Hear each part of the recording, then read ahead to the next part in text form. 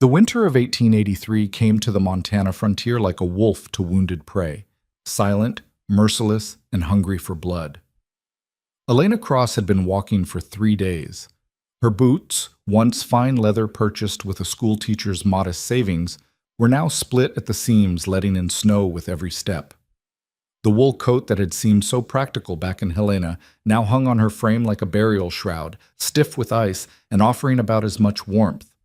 Her fingers had stopped hurting 2 hours ago, which she knew was a bad sign. The medical journal she'd once read said that numbness preceded frostbite, and frostbite preceded amputation, and amputation preceded death, at least out here, where a one-handed woman had about as much chance of survival as a candle in a blizzard. She should have been afraid. Instead, she was just tired. Tired of running. Tired of the weight of her carpet bag, which contained everything she owned in the world. 2 dresses, a hairbrush, a photograph of parents who'd died of cholera when she was 16, and a copy of Jane Eyre with her favorite passages underlined. Tired of the voice in her head that sounded disturbingly like Reverend Morton, telling her she'd brought this on herself. Disgrace, he'd called her. Corruption of innocent minds. All because she'd taught her students that the earth revolved around the sun, that women deserved the vote, and that perhaps, just perhaps, the indigenous people whose land they'd stolen had stories worth hearing. 3 weeks ago, she'd had a position, a reputation, a future. Then came the school board meeting, the accusations, the vote, the way the townspeople had looked at her like she carried plague, their eyes sliding away as she packed her belongings into a wagon that would take her exactly nowhere. "There's a train east on Friday," the station master had told her, his tone making it clear it wasn't a suggestion. But east meant admitting defeat. East meant crawling back to Boston society, where her aunt would take her in out of Christian duty and remind her daily what a disappointment she'd become.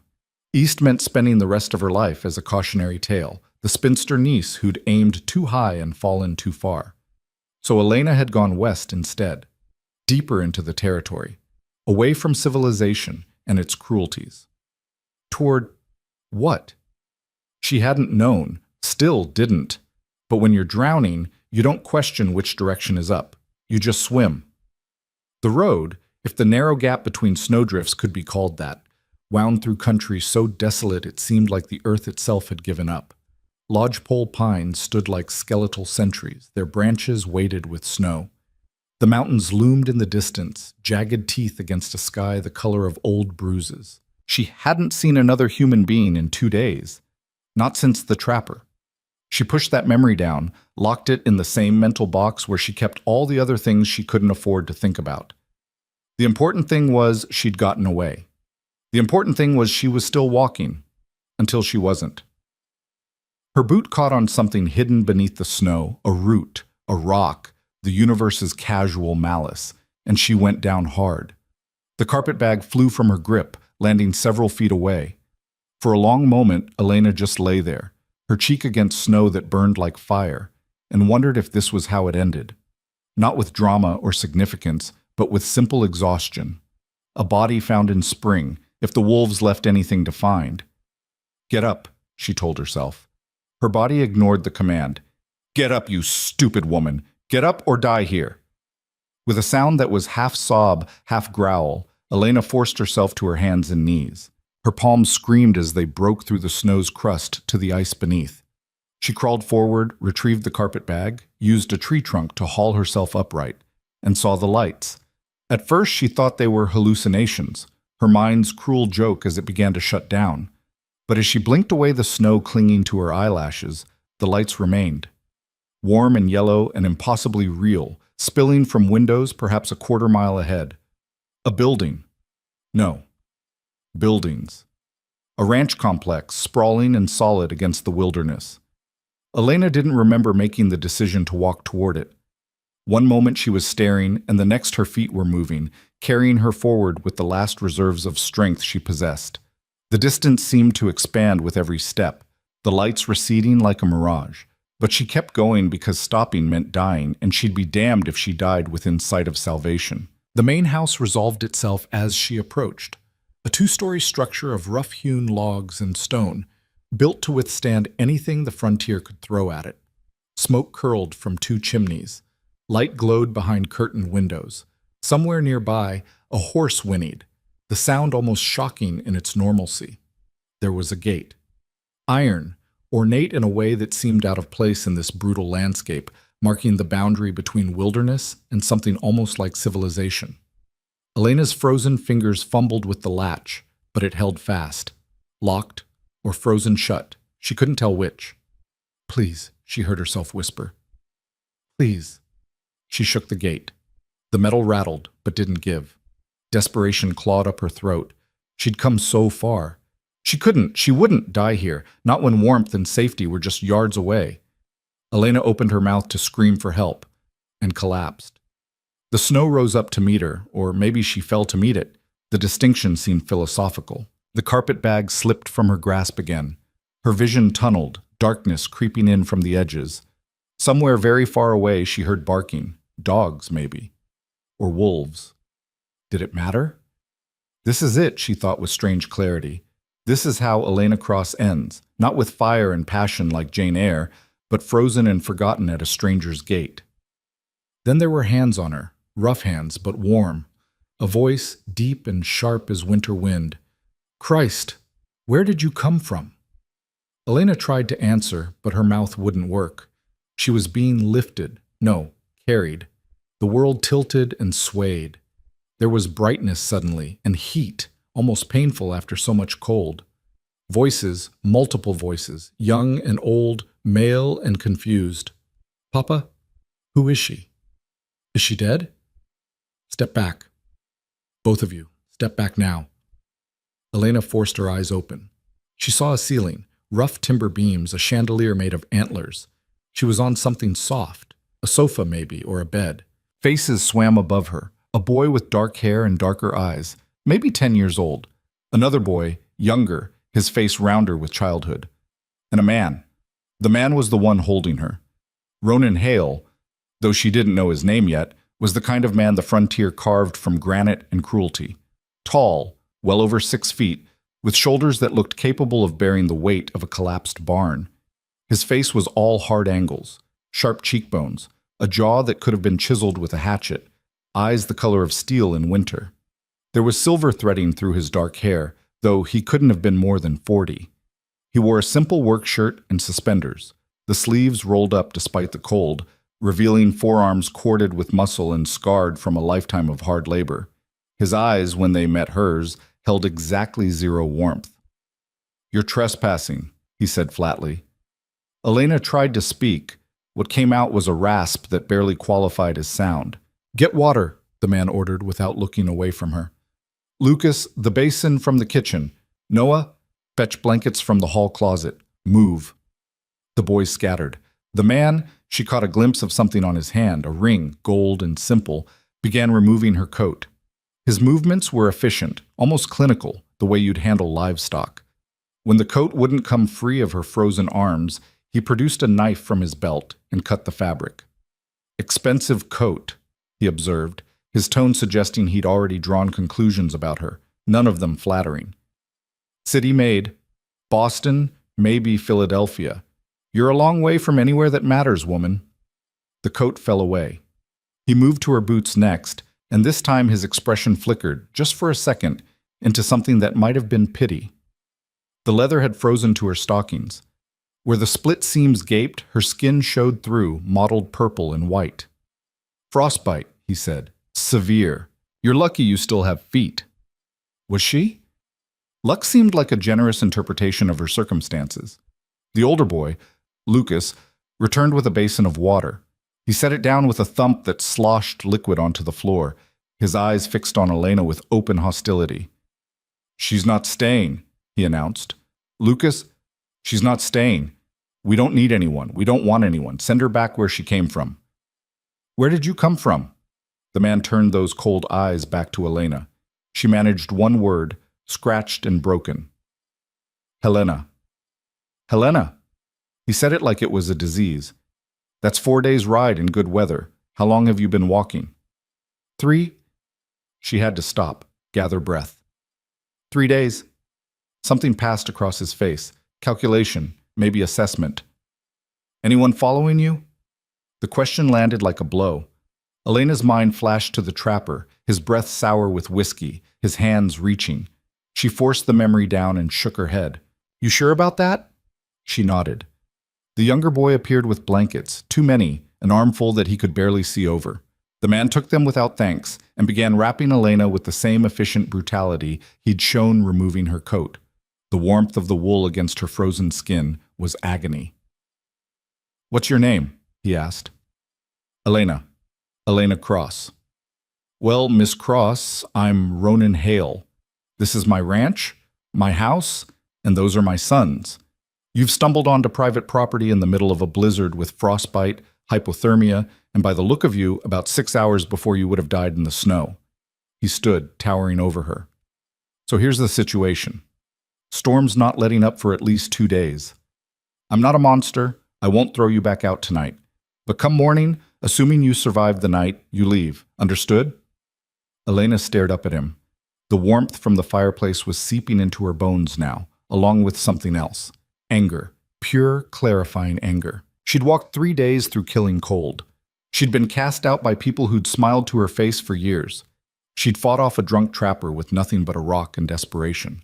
And now this man, this stranger, was looking at her like she was an inconvenience to be tolerated and dismissed. Something in her snapped. No, she said. Ronan Hale blinked. It was perhaps the first time in a decade anyone had flatly contradicted him in his own home. No, he repeated, his voice dropping to something dangerous. I said no. Elena pushed herself up on her elbows despite the spinning in her head. I'm not leaving. Miss Cross, I have nowhere to go. The words came faster now, fueled by something beyond exhaustion, beyond fear. Helena won't take me back. There's no town within a week's travel that I could reach alive. You said yourself I'd have died tonight if I hadn't found this gate. So no, Mr. Hale. I won't leave in the morning. I won't leave until I have somewhere to go that isn't a grave in the snow. Silence fell like a hammer. Lucas made a sound of outrage. Noah's eyes went wide, and Ronan Hale's face shifted. The cold mask cracked, just slightly, revealing something underneath, not warmth exactly, but maybe curiosity, or respect for audacity. You've got spine, he said finally. Stupid, but spine. Doesn't change facts. I don't need another mouth to feed, and I sure as hell don't need complications. Whatever you're running from, I'm not running. Elena cut him off, her voice steadier now. I was expelled from my teaching position for the crime of educating children with actual facts instead of comfortable lies. A teacher. Ronan's expression shifted again, this time to something unreadable. His eyes flicked to his sons, then back. Doesn't matter. My answer stands. Then we have a problem, Elena said, because mine does too. The standoff held. Fire crackled in the hearth. Wind howled against the windows. Somewhere deeper in the house, a clock ticked, marking seconds into a silence that stretched like piano wire. It was Noah who broke it. Papa, the boy said softly, she could die. Not our concern. But Papa, enough. The word cracked like a whip. Ronan turned to his sons. Both of you, bed, now. But now, Lucas. The older boy's face twisted with something between fury and betrayal, but he obeyed, stalking toward the stairs with fists clenched. Noah lingered a moment longer, his eyes moving between his father and the stranger on their sofa, before following his brother up into darkness. When they were gone, Ronan turned back to Elena. Here's what's going to happen, he said, his voice low and flat as a frozen lake. You'll sleep here tonight. In the morning, if you're well enough to travel, I'll give you supplies and point you toward Bozeman. It's the nearest town where a woman alone might find work. If you're not well enough, he paused and something almost like regret crossed his features. We'll reassess. But make no mistake, Miss Cross, you are not staying here. This house has seen enough trouble. It doesn't need more. He moved toward the stairs, leaving her with blankets and firelight and the crushing weight of temporary reprieve. Mr. Hale, Elena called after him. He stopped but didn't turn. Thank you, she said, for not letting me die. His shoulders tensed. For a long moment he stood there, a silhouette against the darkness of the stairwell. When he finally spoke, his voice was barely audible over the fire's crackling. "Don't thank me yet." Then he was gone, and Elena was alone. Ocho. She didn't sleep. How could she? Every time her eyes closed, she saw the gate, felt the snow pulling her down, heard the trappers laugh. Her body ached in 1,000 places, feet throbbing with returning circulation, muscles screaming from 3 days of forced march, ribs tender where she'd hit the ground. But her mind was worse, because the truth was settling over her now, heavy as the blankets Ronan Hale had wrapped around her shoulders. She had no plan. Bozeman might be the nearest town, but what then? Walk in and announce she was a disgraced teacher looking for work? Women's positions were scarce enough without scandal attached. She could try for a position as a seamstress, maybe a laundress.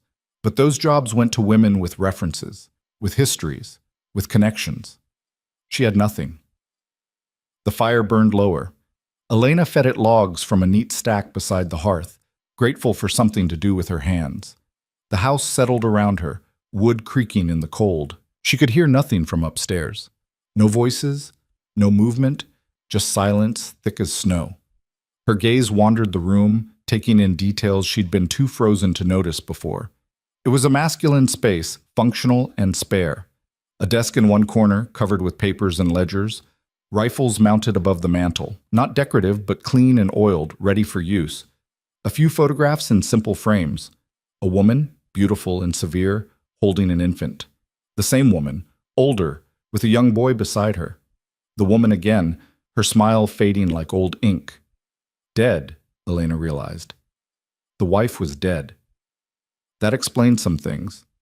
The coldness, the hostile sun, the way Ronan Hale moved through his own house like a ghost, touching nothing that didn't serve immediate purpose. She was intruding on grief, and grief didn't welcome strangers. The night stretched on. Elena dozed fitfully, jerking awake at every sound. Once she thought she heard footsteps on the stairs, but when she looked, there was nothing. Just shadows and silence. Dawn came grudgingly, the windows lightening from black to gray. The storm had passed, leaving behind a world encased in ice and new snow. Elena stood on shaking legs and moved to the window. The view stole what little breath she had left. The ranch spread out in all directions. Barns, corrals, outbuildings, all connected by paths that someone had already been out clearing. In the distance, mountains rose like broken teeth against a sky washed clean by wind. It was beautiful and terrible, this land. Beautiful in its vastness, terrible in its indifference to human suffering. "You're awake." Elena spun. Ronan stood at the base of the stairs, fully dressed, looking like he'd been up for hours. Probably had been. Men like him didn't sleep in. "The storm passed," he said. Not a question, just observation. "Yes." "Can you walk?" Elena tested her weight on her feet. Pain flared, sharp and deep, but she could bear it. "Yes." "Good." He moved past her to the desk, began pulling items from drawers. A map worn at the folds. A small leather pouch that clinked with coins. A bundle wrapped in oilcloth, food, by the smell. "Bozeman's here."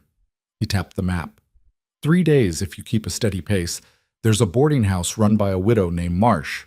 Tell her I sent you. She'll give you a room on credit until you find work. He was being generous, more than generous. It should have filled her with gratitude. Instead, Elena felt the anger from last night returning, sharper now, focused. "And when I can't find work?" she asked. "Not my problem." When Mrs. Marsh asks why Ronan Hale is sending her a strange woman, what should I tell her? His jaw tightened. "Tell her whatever you want." "The truth? That I showed up half frozen and you couldn't wait to be rid of me?" "If that's how you see it." "How else should I see it?" Elena's voice rose despite herself. "You have 2 sons who are clearly being raised without any female influence. This house is—" She gestured around. "It's cold. Not just temperature. Everything. There are no curtains, no warmth, nothing that makes this a home instead of just a building. Those boys need— Don't." The word cut like a blade. Ronan turned on her, and for the first time she saw real anger in his eyes. Not coldness, not indifference, actual rage. You know nothing about my sons, nothing about what they need. You've been here one night, and you think that gives you the right to judge? I'm not judging. You absolutely are. He stepped closer, and Elena had to force herself not to retreat. My boys have everything they need: food, shelter, education. I may not be able to give them their mother back, but I give them what matters. You think some woman who got herself run out of town for causing trouble is what this family needs? You think you can waltz in here and fix whatever you've decided is broken? The words landed like physical blows. Elena felt her face flush, shame and fury warring in her chest. You're right, she said quietly. I don't know you. I don't know your sons. I don't know what happened here, but I know what I saw last night. I saw a boy who looked at me with hatred because I'm a reminder of something he lost. I saw another boy who looked at me with hope for the same reason. And I saw a man so determined to keep the world out that he's locked himself and his children in a prison made of grief. Silence crashed down. Ronan's face had gone still as stone. When he spoke, his voice was barely above a whisper, and somehow that made it more terrifying than shouting. Get out of my house. Mr. Hale, I gave you supplies. I gave you directions. Now I'm giving you an order. Get out. Elena's hands shook as she gathered the map, the coins, the food bundle. She should have felt fear, should have felt regret for pushing too hard, but all she felt was the same reckless fury that had made her contradict him last night. She made it to the door, put her hand on the iron latch, stopped. I'm sorry, she said without turning around. Not for what I said, but for your loss, whatever it was. She opened the door. Cold air rushed in, stealing the breath from her lungs, and from upstairs came a voice, Lucas, sharp with panic. Papa! Papa! Something's wrong with Noah! Everything changed in an instant. Ronan was moving before the words finished echoing, taking the stairs 3 at a time. Elena stood frozen in the doorway, caught between leaving and what? Staying uninvited to witness a family crisis? A crash from upstairs. Lucas's voice, higher now, scared. He's burning up. Papa, he's burning up, and he won't wake up. Elena's teacher instincts overrode everything else. She dropped the supplies and ran. The upstairs hallway was dim, lit only by weak morning light from a single window. 3 doors, 2 open, 1 closed. She followed the sound of voices to the middle room. It was a child's bedroom, simply furnished. 2 narrow beds, a shared dresser, a window overlooking the ranch. Noah lay in the bed nearest the door, his small body curled beneath quilts. Ronan knelt beside him, one large hand on the boy's forehead. Even from the doorway, Elena could see the child was flushed, his breathing rapid and shallow. Lucas stood on the other side, his earlier hostility replaced by naked fear. He was fine yesterday. He was fine, and then this morning I woke up and he was making this sound, this wheezing sound, and I can't wake him up properly. Papa, what's wrong with him? Fever, Ronan said, his voice tight. Bad one. Lucas, get me cold water and clean cloths. Move. The boy ran. Elena stepped into the room.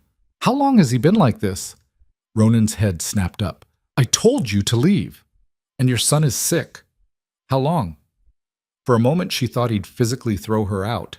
Then Noah made a sound, a weak, pitiful whimper, and Ronan's attention snapped back to the child. I don't know. Lucas said he was complaining about being cold last night, but I thought... He stopped, his jaw working. I thought he was just making excuses not to go to bed. Elena moved closer, professional assessment overriding everything else. She'd dealt with childhood illnesses in her classroom often enough to recognize the signs. May I? Ronan hesitated, then shifted aside. Elena placed her hand on Noah's forehead. The child was burning, his skin dry and hot as a stove. His eyes fluttered, but didn't open. When she pulled back the quilts, she saw the telltale flush extending down his neck, the rapid rise and fall of his small chest. It could be influenza, she said, or scarlet fever, possibly pneumonia. Without seeing a doctor... Nearest doctor is in Bozeman, Ronan cut her off. 3 days' ride in good conditions, with snow this deep and more storms coming. He didn't finish the sentence. Didn't need to. Lucas returned with a basin of water sloshing over its rim and an armful of cloths.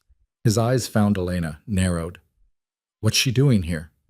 Helping, Elena said before Ronan could answer. She took a cloth, dunked it in the water, wrung it out, and placed it gently on Noah's forehead. The boy's eyes opened briefly, confused, unfocused, before closing again. We need to bring the fever down, she continued, falling into the calm, authoritative tone she'd used with panicked parents. Keep rotating cool cloths. Get liquids into him if he wakes, water, broth, anything. Keep him warm but not too warm. And watch for the fever to spike higher. If it does, Ronan demanded. Elena met his eyes. Then you pray it breaks on its own, because there's nothing else we can do out here. The brutal honesty hung between them. Then Ronan gave a single, sharp nod. Fine. You help with this, then you leave. Understood? It wasn't an agreement, it was a temporary truce. Understood, Elena lied. The day dissolved into an endless cycle of cold water and prayer. Noah's fever climbed through the morning, peaked at midday with temperatures that made even Elena's hands feel cool by comparison. The boy drifted in and out of consciousness, sometimes calling for his mother in a voice so small it broke something in Elena's chest. Each time Ronan would go rigid, his face turning to stone, and Lucas would flee the room. Elena stayed. She couldn't have said why exactly. Maybe because she recognized in this sick child the same helplessness she'd felt at the gate last night. Maybe because nursing gave her purpose, and purpose was the only thing keeping her from thinking about her own impossible situation. Or maybe, and this was the truth she didn't want to examine too closely, maybe because she could see what these three males couldn't. They were drowning in grief and masculine stoicism, and sometimes drowning people needed someone to just sit beside them in the water. You should eat, she told Ronan around noon, when it became clear he hadn't left Noah's side since the crisis began.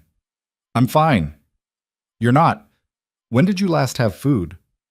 Miss Cross, if you collapse from exhaustion, who takes care of Noah? Who runs this ranch? Who keeps Lucas from falling apart? She stood, wiping her hands on her skirt. I'll make something. You'll eat it. This isn't a debate. She left before he could argue. The kitchen was on the first floor, a large space dominated by a cast-iron stove and a table that could seat a dozen. Like the rest of the house, it was functional and bare. No herbs hanging to dry, no decorative plates on the walls, no sign that anyone had cooked here with anything resembling joy in recent memory. Elena found eggs, bacon, bread that was only slightly stale. She set about making a simple meal, her hands moving through familiar motions while her mind raced. She should leave. She knew this. Her presence here was temporary at best, unwanted at worst.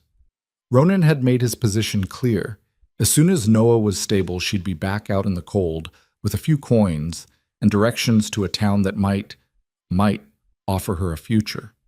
And yet, she'd seen something in that upstairs bedroom. Not just a sick child, but a family bleeding from wounds that had nothing to do with fever. Lucas's fear hiding behind hostility. Noah calling for a mother who couldn't answer. Ronan's hands shaking as he wrung out cloths, trying to save a son while drowning in memories of failing a wife. They needed help, real help. The kind that didn't come from medicine or money, the kind that came from someone who gave a damn. You're still here. Elena turned. Lucas stood in the doorway, his arms crossed, his expression guarded. Your father needs to eat, she said simply. He won't. He will if someone makes him. You don't know him. You're right, I don't. Elena cracked another egg into the pan, but I know what happens to men who don't take care of themselves while taking care of others. They break. And when they break, everyone around them breaks too. Lucas was quiet for a long moment. Then, Noah's going to be okay, right? The question was asked in the voice of a boy, not the hostile young man he was trying to become. Elena turned to face him fully. I think so, she said, choosing honesty over comfort. The fever's high, but his breathing is steady. If it breaks in the next day or so, he should recover. But I can't promise anything, Lucas. I'm not a doctor. Then what are you? Right now, someone trying to help. Why? It was a fair question. Elena considered her answer carefully. Because your brother is sick, and your father is exhausted, and you're scared. and because I know what it's like to need help and have nowhere to turn, so I'm turning toward you instead." Something shifted in Lucas's expression. Not acceptance, exactly, but maybe the beginning of it. A crack in the armor. "The eggs are burning," he said. "Damn." Elena spun back to the stove, rescued the pan just before disaster. Behind her, she heard a sound that might have been a laugh. Small, but real. When she brought food upstairs 15 minutes later, she found Ronan exactly where she'd left him, one hand on Noah's forehead, the other gripping the edge of the mattress hard enough to make the wood creak. "Eat," she ordered, setting the tray on the dresser. "Not hungry." "I don't care. Eat anyway." His head turned slowly, those cold eyes fixing on her. "You're very comfortable giving orders in another man's house. And you're very comfortable starving yourself while your sons need you. We all have our flaws." She picked up the plate, thrust it at him. "Eat, or I'll force feed you like a stubborn mule, and neither of us wants that." For 3 full seconds, Ronan just stared at her. Then, impossibly, his mouth twitched. Not quite a smile, but adjacent to one. "You're insane," he said. "Probably." Elena kept the plate extended. "Eat anyway." He took it, started eating mechanically, his attention never leaving Noah. Elena returned to her position on the other side of the bed, checking the boy's pulse, his breathing, the temperature of his skin. They worked in silence, 2 strangers united by crisis. Outside, the short winter day began to fade, and slowly, so slowly Elena almost missed it, Noah's fever began to break.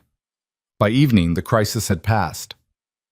Noah woke properly around 6, confused and weak but coherent. He asked for water, which Ronan provided with hands that trembled slightly. He asked where he was, what had happened, why everyone looked so serious. And then, looking directly at Elena with fever-bright eyes, "Who are you?" "I'm Elena," she said gently. "I'm a friend of your father's." The lie felt heavy, but what else could she say? "I'm a stranger who nearly died at your gate and is now overstaying her welcome." "You were sick," Ronan told his son. "Very sick, but you're going to be fine now." "Promise?" The word broke something visible in Ronan's expression. He pulled Noah into a careful embrace, the kind of hug that spoke of love filtered through fear of causing pain. "Promise," he said. Lucas appeared in the doorway, his relief palpable. "He's okay?" "He's okay." For just a moment, the family held together, father and sons, bound by the simple miracle of disaster averted. Elena stood quietly, knowing she didn't belong in this picture, but unable to look away from it either. Then Ronan's eyes met hers over Noah's head, and reality crashed back. She should leave, now, while everyone was distracted by relief. Slip out before the gratitude wore off and the resentment returned. Elena made it to the stairs before Ronan's voice stopped her. "Miss Cross." She turned. He stood in the hallway, silhouetted against the lamplight from Noah's room. "You helped my son today," he said. "I won't forget that." It should have been a thank you. Instead, it sounded like an accusation, like he was angry at her for creating a debt he didn't want to owe. "Anyone would have done the same," Elena said. "But they didn't. You did." He stepped closer, and she saw the exhaustion etched into every line of his face. "The supplies are still by the door. I'll add more food. And I'll write you a letter of introduction to Mrs. Marsh. It's not much, but I'm not leaving." The words surprised her as much as him. They'd appeared in her mouth fully formed, absolute. Ronan's eyes narrowed. "We had an agreement." "No, you had a decision. I just didn't argue because there was no point, but things have changed." "Nothing's changed." "Everything's changed," Elena countered. "Your son was sick and you had no one to help. What happens the next time? Or the time after that? What happens when you're the one who falls ill or gets injured working the ranch? Who takes care of Lucas and Noah then?" "That's not my concern?" "Maybe not, but it should be someone's." She descended the stairs until they were eye to eye, or as close as a woman of 5'4" could get to a man over 6 feet. "You need help here, Mr. Hale, whether you want to admit it or not, and I need a place to stay, so I'm proposing a trade." His expression had gone dangerous again. "What kind of trade?" This was it. The moment of absolute insanity or absolute clarity. Elena wasn't sure which. "Marry me," she said. The silence that followed was so complete she could hear the fire crackling 2 rooms away. Then Ronan laughed. Actually laughed. A short, sharp bark of sound with no humor in it. "You're serious?" "Completely.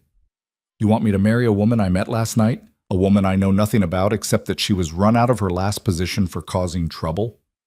"I want you to make a practical arrangement," Elena corrected. "Not a love match. Not a romance. A contract. You give me a home, a name, a place in the world. I give your sons a mother figure, your house a woman's care, and you peace of mind that someone's here if crisis strikes again.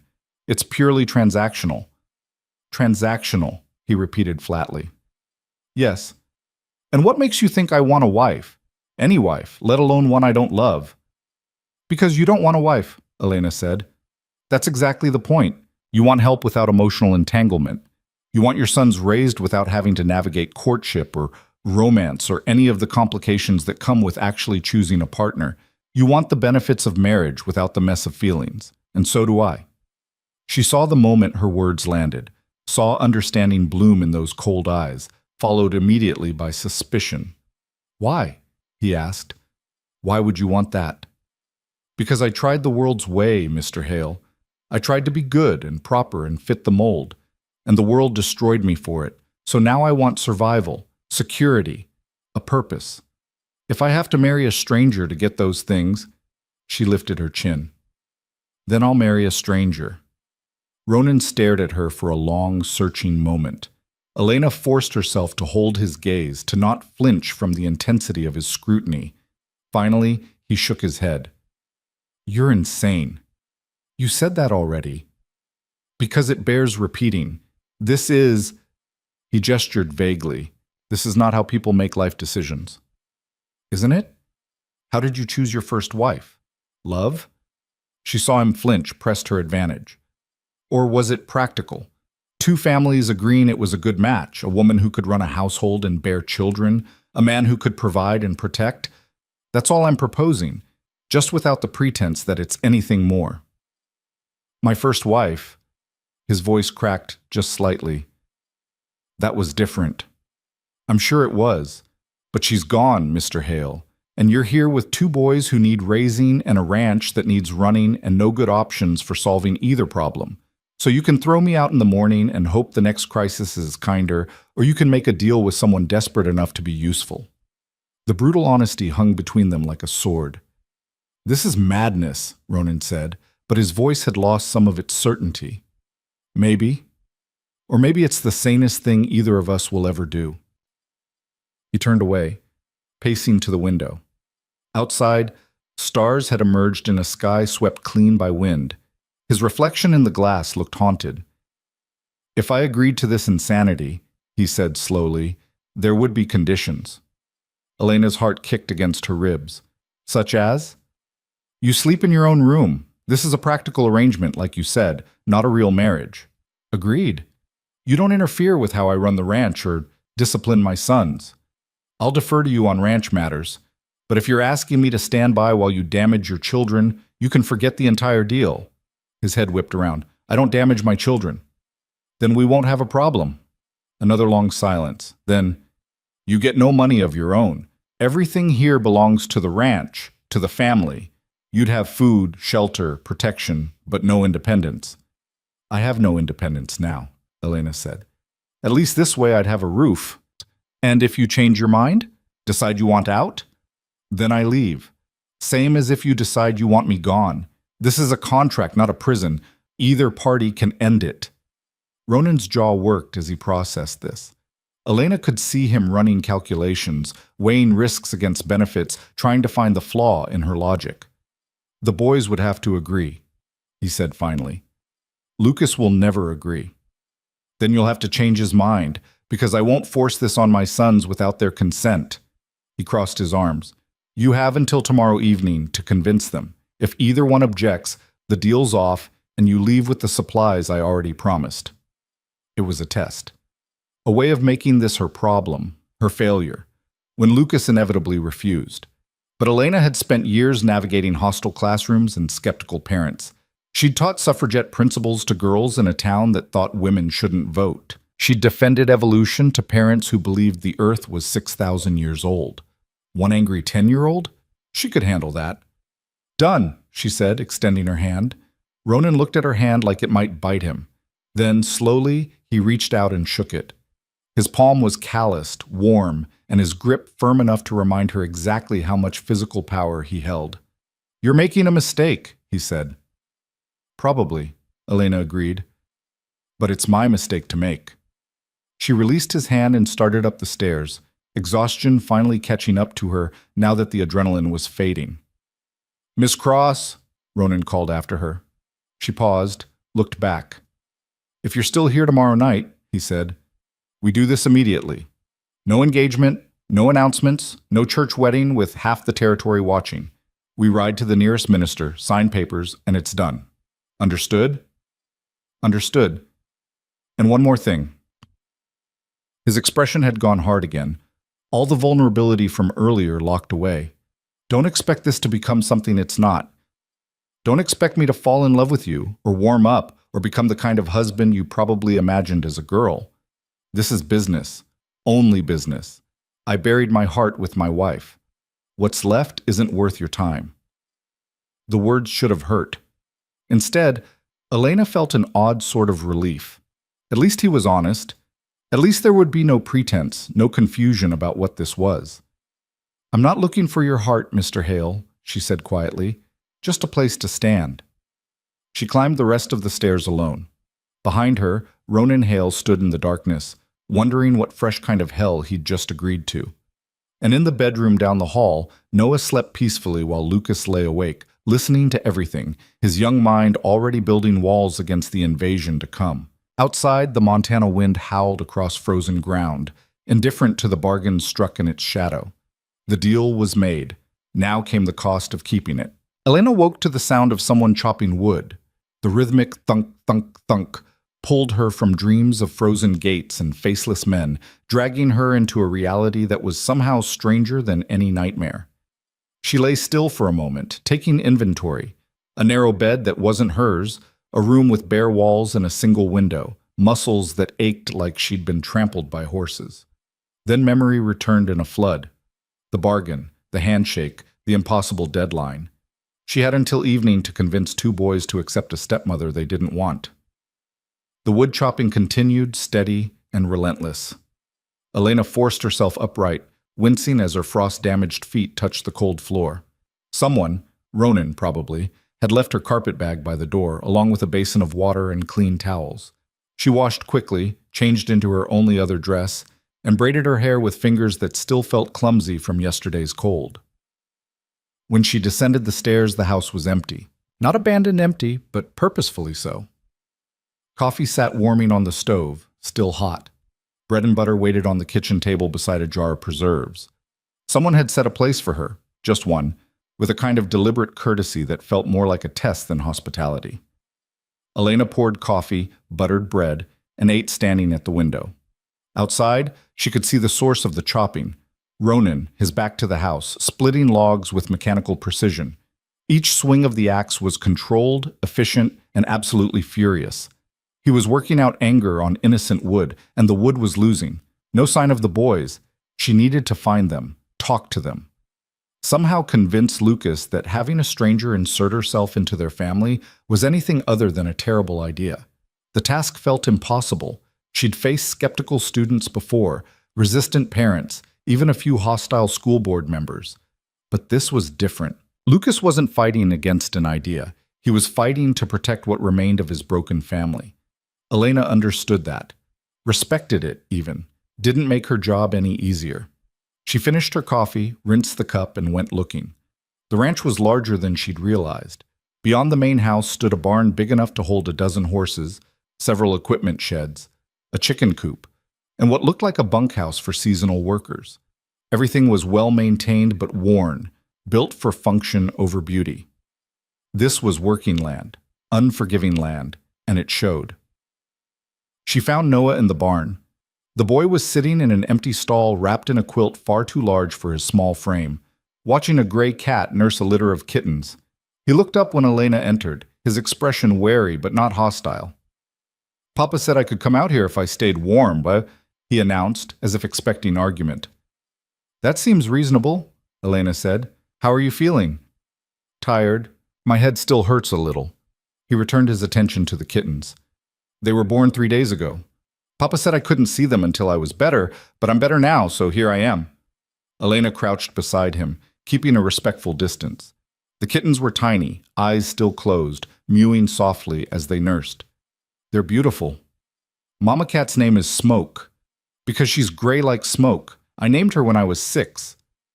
Noah's voice carried the careful pride of a child sharing something important. Lucas said it was a stupid name, but Papa said it was fine. I think it's a perfect name. They watched the kittens in silence for a moment. Then Noah said, without looking at her, Are you really going to marry Papa? Elena's heart stopped. You heard that? Lucas and I share a room. We hear everything. He picked at a loose thread on the quilt. Lucas is really mad. He thinks you're trying to replace our mama. I'm not trying to replace anyone, Elena said carefully. Your mother was your mother. No one can change that. Then why do you want to marry Papa? It was the same question Ronan had asked, but coming from a 7-year-old, it demanded a different kind of honesty. Because I need help, Elena said simply. And your father needs help too. Sometimes adults make agreements to help each other, even when it's complicated. What kind of help do you need? A home. A place to belong. I lost those things and I need to find them again. What kind of help does Papa need? Elena chose her words carefully. Someone to be here when he can't be. Someone to help take care of you and your brother. Someone to make sure the house feels like a home instead of just a place where people sleep. Noah considered this with the seriousness of a much older child. Mama used to sing, he said quietly. When she cooked dinner, she would sing songs I didn't know the words to. Papa doesn't sing. He doesn't do lots of things Mama used to do. I'm sorry. It's not your fault. Noah finally looked at her directly. Do you sing? Sometimes. Not very well. That's okay. Mama wasn't very good either, but it was nice anyway. He returned his attention to the kittens. I don't think I mind if you marry Papa, but Lucas will. He minds everything. I know. He's not mean, though. He just misses Mama more than I do. Or maybe the same amount, but different. The boy's face scrunched up, trying to articulate something he didn't quite have words for. Like how missing her makes me sad but makes him angry. Elena's throat tightened. That makes sense. If you marry Papa, will you leave? After, when you get tired of us. The question hit like a physical blow. Is that what you're worried about? Mama left. Noah's voice was very small. She didn't want to, Papa says. She got sick and couldn't stay. But she still left, and then everything was different. So people leave, even when you don't want them to. Elena wanted to promise she'd never leave, but making promises to children was dangerous. Instead, she said, If I marry your father, I'll stay as long as I'm wanted. And I'll tell you the truth, if that ever changes, if I ever have to leave, I won't just disappear. I'll make sure you understand why. Is that fair? Noah thought about this for a long moment, then he nodded. That's fair. The barn door slammed open. Lucas stood silhouetted against morning light, breathing hard like he'd been running. His eyes found Elena, narrowed into slits. Noah, Papa wants you back in the house. But I just got here. Now, Noah. The younger boy recognized the tone. He gathered his quilt and scurried past his brother without argument. Lucas waited until Noah was gone before stepping fully into the barn, closing the door behind him with deliberate care. Then he turned on Elena. Stay away from my brother. I was just talking to him. You were manipulating him. Lucas advanced, fists clenched at his sides. You're trying to get him on your side so Papa will let you stay. But I see what you're doing. What am I doing? You're trying to steal our family. The accusation landed with surprising force. Elena stood slowly, keeping her hands visible and non-threatening. Lucas, I'm not trying to steal anything. Liar. You show up out of nowhere, almost die on our property, which isn't our problem, by the way. And then you trick Papa into feeling sorry for you. And now you want to marry him? You don't even know him. You don't know any of us. You're right, I don't. So why? The question came out as almost a shout. Why would you want to marry someone you don't know? Why would you want to be a mother to kids who don't want you? What's wrong with you? Elena took a breath, steadying herself. She could deflect, could give him the same practical explanation she'd given Ronan, but Lucas deserved better than deflection. Do you want the truth? She asked. Obviously. I'm desperate. The word tasted like ash, but she forced it out. I have nowhere to go, no family, no friends, no prospects. I walked 3 days through a blizzard because going back to where I came from felt worse than freezing to death. And when I found this ranch, when your father didn't shoot me on sight or throw me back into the snow, I saw a chance. Maybe my only chance. So yes, I'm trying to convince your father to let me stay. And yes, I'm trying to win over you and Noah. Because the alternative is walking back into that wilderness and dying alone. Is that what you want to hear? Lucas stared at her, some of the anger draining from his face, replaced by confusion. You really have nowhere else? Nowhere. What did you do? To get kicked out, I mean. Elena almost laughed. I taught, that's all. I taught students things their parents didn't want them to know, and the parents decided I was dangerous, so they got rid of me. That's stupid. Yes, it is. But it doesn't change anything. Lucas's jaw set stubbornly. We still don't need you. We were fine before you showed up. Were you? Elena gestured around the barn. Your father works himself to exhaustion running this ranch alone. Noah was sick yesterday, and if I hadn't been here, who would have helped? You? You're 10 years old, Lucas. You shouldn't have to carry that weight. I'm almost 11, and I can handle it. Maybe, but you shouldn't have to. And Noah definitely shouldn't have to watch his older brother pretend everything's fine when it's clearly not. You don't know anything about us, Lucas shot back, but there was less heat in it now. Then tell me, Elena said. Tell me about your mother. Tell me what I'm supposedly trying to replace, because from where I'm standing, I'm not replacing anyone. I'm just trying to fill in gaps that are eating your family alive. The silence stretched taut as wire. Lucas's face worked through a series of emotions. Anger, grief, confusion, something that might have been fear. When he finally spoke, his voice was barely audible. She was good. I'm sure she was. No, I mean, she was good. She made everything better. When Papa was angry, she made him laugh. When I was scared, she made me brave. She knew how to fix things. His hands unclenched, hanging uselessly at his sides.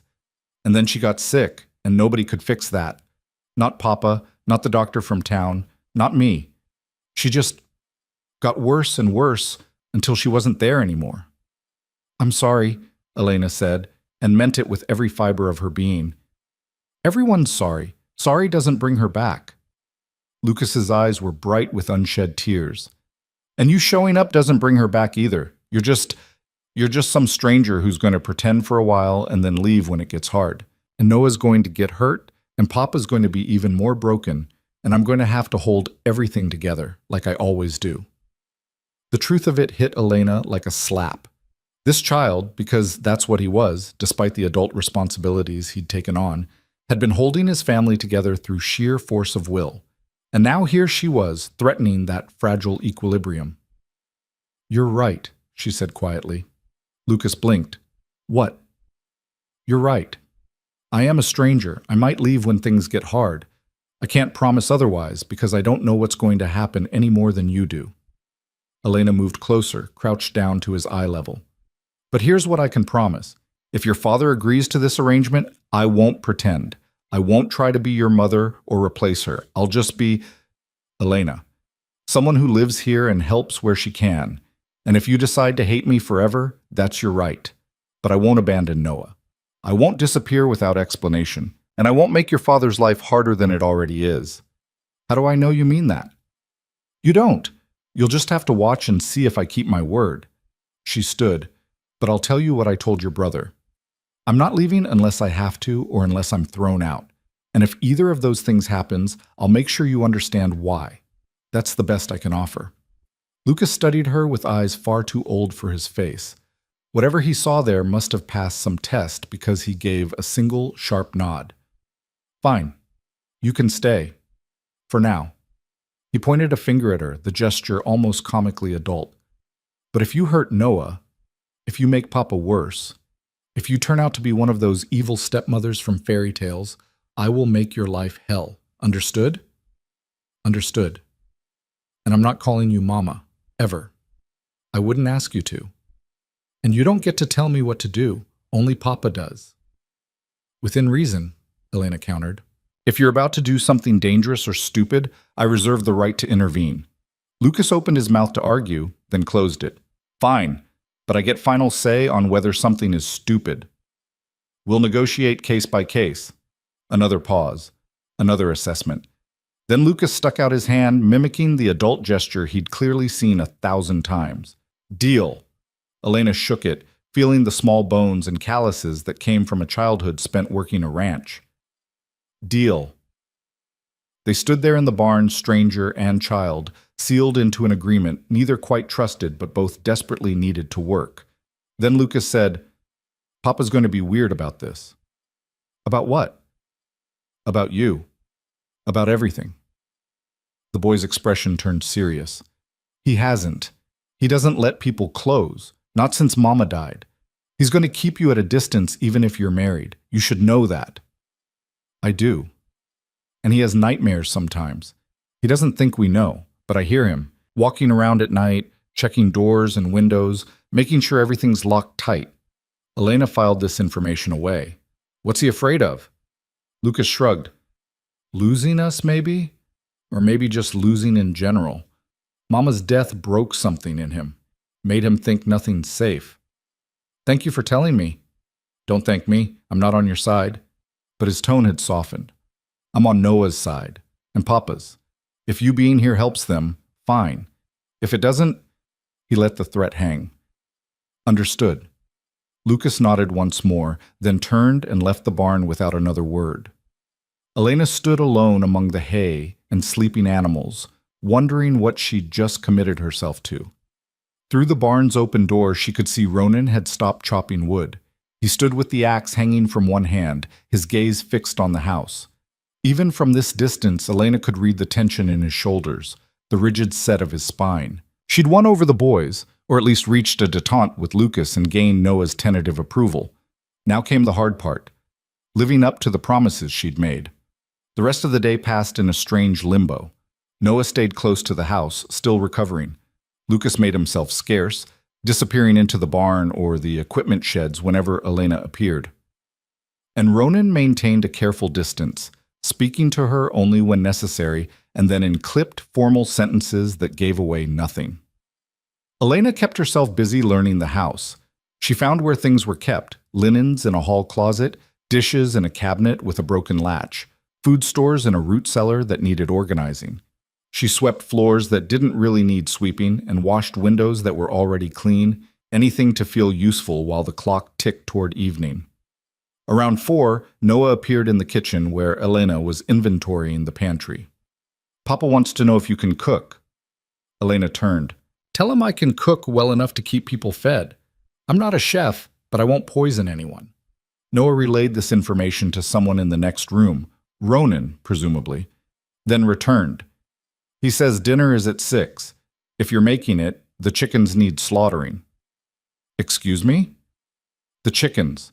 Noah pointed vaguely in the direction of the coop. If you want chicken for dinner, you have to kill one. Papa usually does it, but he's asking if you can. Elena's stomach turned over. She'd eaten chicken hundreds of times, but had never once considered where it came from or how it got from living bird to dinner plate. The closest she'd come to farm work was a school field trip to an orchard. But this was a test. She could see that clearly. Ronan was checking if she could handle ranch life, if she was tough enough to do what needed doing. Tell your father I'll handle it, she said. Noah's eyebrows rose. You know how? I'll figure it out. She did not, in fact, figure it out. The chickens, 6 hens and a rooster who regarded her with deep suspicion, scattered the moment she entered their coop. Catching one proved harder than she'd imagined. They were fast, indignant, and surprisingly strong. By the time she'd cornered a brown hen against the wall, Elena was sweating despite the cold and covered in feathers. The hen squawked its outrage as Elena lifted it, holding the bird the way she'd seen illustrated in a farm manual once, firmly but not cruelly. Now came the actual killing, which she had no idea how to do. "You're holding it wrong." Elena jumped. Ronan stood in the doorway, his expression unreadable. "I'm managing," she said. "You're terrorizing my chickens." He stepped into the coop, and immediately the bird settled. They knew him, trusted him in the way animals trust the hand that feeds them. "Give it here." "I can do this." "Can you?" He moved closer, and Elena became acutely aware of the space, or lack thereof, in the small coop. "Have you ever killed anything before?" "No." "Gutted anything?" "No." "Plucked feathers?" "No." "Then give me the damn chicken before you hurt yourself." He held out his hands, and after a moment's hesitation, Elena transferred the bird. The hen went docile immediately, settling into Ronan's grip like it was the most natural thing in the world. "Watch," he said. What followed was a demonstration in efficiency and practiced skill. Ronan moved with the kind of fluid competence that came from years of repetition, breaking the hen's neck with a quick, clean motion that was somehow both brutal and merciful. The bird went limp instantly, no struggle, no suffering. "That's how it's done," he said, handing her the body. "Now you pluck it. Boil water first to loosen the feathers. Kitchen table for the gutting. Don't puncture the intestines or you'll ruin the meat." He started to leave, then paused. "You really didn't know how to do this, did you?" "No," Elena admitted. "But you were going to try anyway." "Yes." Something shifted in his expression. Not quite approval, but close to it. "Stubborn." "Practical," Elena corrected. "If I'm going to live here, I need to learn." Most women would have refused. "I'm not most women." "I'm starting to see that." Ronan studied her for a moment longer, then said, "Lucas told me he's willing to accept the arrangement. Noah never objected, so unless you've changed your mind—" "I haven't." "Then we ride out after dinner. There's a minister about 2 hours south. He's performed marriages for a bottle of whiskey and a handshake before. He'll do it." "Tonight?" "You wanted a deal. I'm offering one.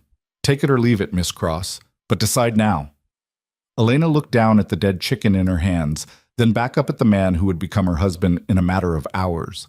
Everything about this was insane, reckless, desperate, and yet somehow it felt less dangerous than the alternatives she'd considered. "I'll be ready after dinner," she said. Ronan nodded once and left her alone with the chicken and the rapidly approaching reality of what she'd agreed to. Dinner was a tense affair. Elena served the chicken, which, despite her inexperience, had turned out reasonably well, along with potatoes and carrots from the root cellar. The four of them sat at a table that could hold 12, leaving vast gaps of empty space between each person. Noah ate enthusiastically, complimenting the food with the earnest politeness of a child trying to make a good impression. Lucas ate in silence, his eyes moving between his father and Elena like he was watching a chess match. And Ronan ate mechanically, his attention somewhere far beyond the table. "Papa," Noah said, breaking the silence, "are you and Elena really getting married tonight?" "Yes." "Will she move into your room?" "No, she'll have her own room." "Why?" "Because that's the arrangement." Ronan's tone made it clear the subject was closed, but Noah, with the fearless curiosity of 7-year-olds everywhere, pressed on. "But married people share rooms, that's what Mama told me." "This is different." "How?" "Noah." Lucas's voice cut across the table. "Stop asking questions." "I just want to know." "It's different because it's not a real marriage," Lucas said bluntly. "It's a business deal, right, Papa?" All eyes turned to Ronan. He set down his fork with deliberate care. "It's a practical arrangement that benefits everyone involved. Elena gets a home. You boys get someone to help care for you. I get—" He trailed off, seeming to realize he'd started a sentence with no good ending. "Help," Elena finished for him. "Your father gets help managing the ranch and the household. That's all." "See?" Lucas told his brother. "Business." Noah looked between the adults, his small face troubled. "But you'll still be here? You're not leaving tomorrow?" "I'm not leaving tomorrow," Elena promised. "What about the day after?" "Not then either." "What about—" "Noah," Ronan interrupted gently, "eat your dinner." The conversation died. They finished the meal in near silence, broken only by the scrape of forks and the pop of logs in the fireplace. When the plates were cleared and washed, Ronan disappeared upstairs and returned wearing his only dress coat, still rough-spun and practical, but cleaner than his work clothes. "We should go," he said to Elena. "Weather's clear now, but that can change fast this time of year." Elena nodded. She had nothing to change into. Her two dresses were equally worn, equally inappropriate for a wedding. The absurdity of it hit her suddenly. She was about to get married in a borrowed coat to a man she'd known for 2 days, in front of a minister who'd performed the ceremony for alcohol. This was her life now. "I'll get the horses," Ronan said, already moving toward the door. "Can we come?" Noah asked. "No." "But you're staying with Lucas, both of you in bed by 8, understood?" Lucas nodded, but Noah looked close to tears. "I want to see the wedding." Ronan's expression softened slightly. He crouched down to Noah's level. "It's not going to be like weddings in stories, son. No flowers or music or celebration, just paperwork and promises. You'd be bored." "I don't care. I want to be there when you marry Elena." For a moment, Elena thought Ronan would refuse again. Then he sighed, the sound carrying a weight of resignation and something else, maybe tenderness, buried deep. "Fine. Both of you get your coats, but if you complain once about being cold or tired, you're riding straight back. Clear?" "Clear!" Noah was already running for his coat. Lucas followed more slowly, his expression unreadable. As he passed Elena, he muttered, "This is the strangest wedding in the history of weddings." "Probably," Elena agreed. 20 minutes later, they were riding south through a landscape painted in shades of silver and shadow. Ronan led on a large bay gelding, with Noah perched in front of him, wrapped in blankets. Lucas rode his own smaller horse with surprising skill, and Elena found herself on a mare named Sweet Pea, who seemed content to follow the others without much guidance, which was good, since Elena's riding experience consisted of exactly 3 lessons when she was 12. The sky overhead was impossibly vast, scattered with stars so bright they seemed close enough to touch. The moon hung low and full, turning the snow-covered earth into something almost magical. If the circumstances had been different, if this were a real wedding, born from love instead of desperation, it might have been beautiful. Instead, it just felt surreal. They rode in silence for the better part of an hour before Noah spoke up. "Elena?" "Yes?" "Are you scared?" The question caught her off guard. "Of what?" "Marrying Papa, starting a new life, everything." Elena considered lying, offering some platitude about courage or certainty, but she'd promised these boys honesty. "Yes," she said, "I'm terrified." "But you're doing it anyway." Sometimes the terrifying choice is still the right one. Noah seemed to accept this. They rode a bit further before he spoke again. "I'm glad you're not leaving." "Me too," Elena said, and realized she meant it. The minister's house appeared as a small light in the vast darkness, a cabin even more remote than Ronan's ranch. Reverend Pike turned out to be a man in his 60s with a wild beard and wilder eyes, who took one look at their group and laughed. "Ronan Hale as I live and breathe. Didn't think I'd see you darken my door again after—" He stopped, eyes flicking to the boys. "Well, after." "And who's this you've brought me?" "Someone who needs marrying," Ronan said flatly. "Can you do it or not?" "Can I— Have you met me? I married Tom Wheeler to a sack of flour once on a bet. Of course I can marry you." Pike squinted at Elena. "You sure about this, miss? Man's not exactly known for his warmth." "I'm sure," Elena said.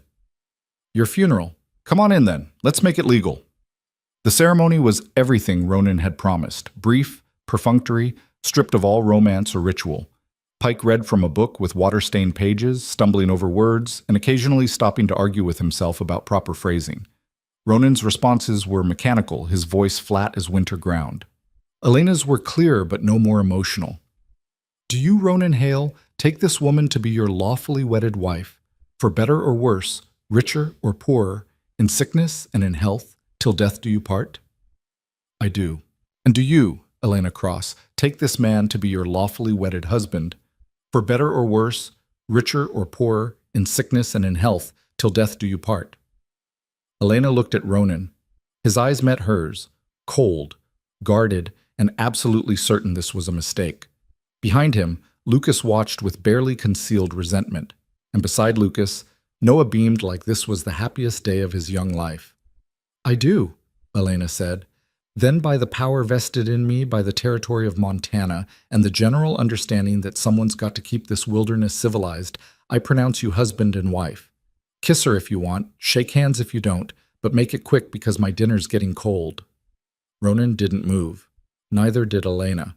They stood facing each other in awkward silence until Pike cleared his throat meaningfully. "Right," Ronan said. He extended his hand. Elena shook it. And just like that, she was married. The ride back passed in a blur. Elena's mind couldn't quite grasp what had just happened. One minute she'd been a disgraced teacher walking towards certain death. Now she was a wife, a stepmother, a woman with a home and a name and a future that stretched beyond the next frozen mile. Mrs. Elena Hale. The name felt foreign, like a coat that didn't quite fit. They reached the ranch close to midnight. Ronan helped Noah down, the boy barely conscious and already drifting toward sleep. Lucas dismounted on his own, shot Elena one last evaluating look, and headed inside without a word. Elena started to follow, but Ronan's voice stopped her. "One thing before we go in." She turned.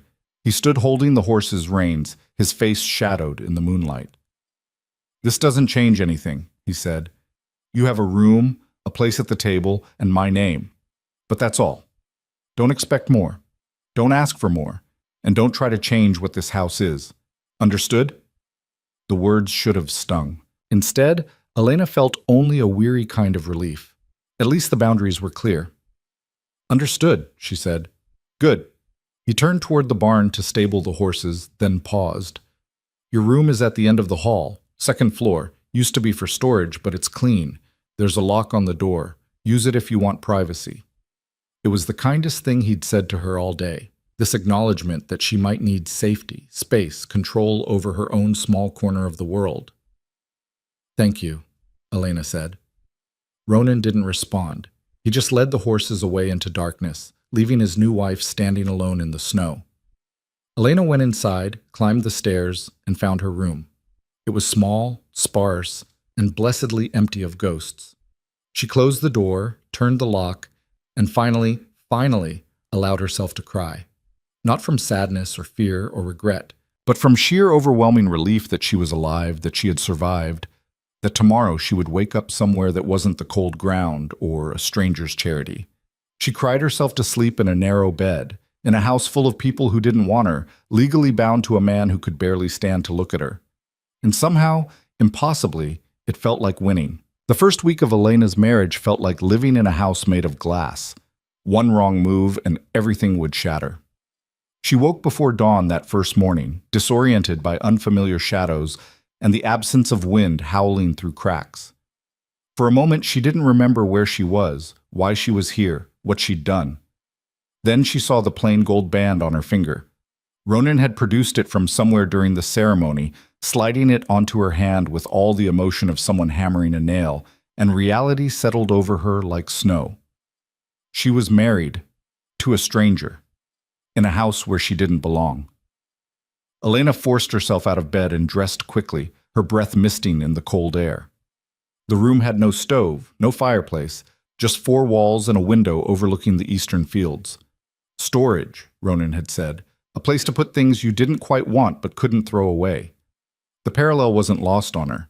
Downstairs, she found the kitchen already occupied. Ronan stood at the stove, cooking eggs with the same mechanical efficiency he brought to everything else. He glanced up when she entered, his expression unreadable. "You're awake." "Yes?" "Coffee's ready. Cups are in the cabinet left of the sink." He returned his attention to the eggs. "Boys will be down in 10 minutes. They eat at 6 sharp."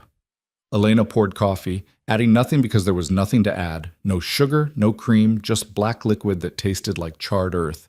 She drank it anyway, grateful for the warmth. "What do you need me to do?" she asked. Ronan flipped the eggs with a practiced wrist motion.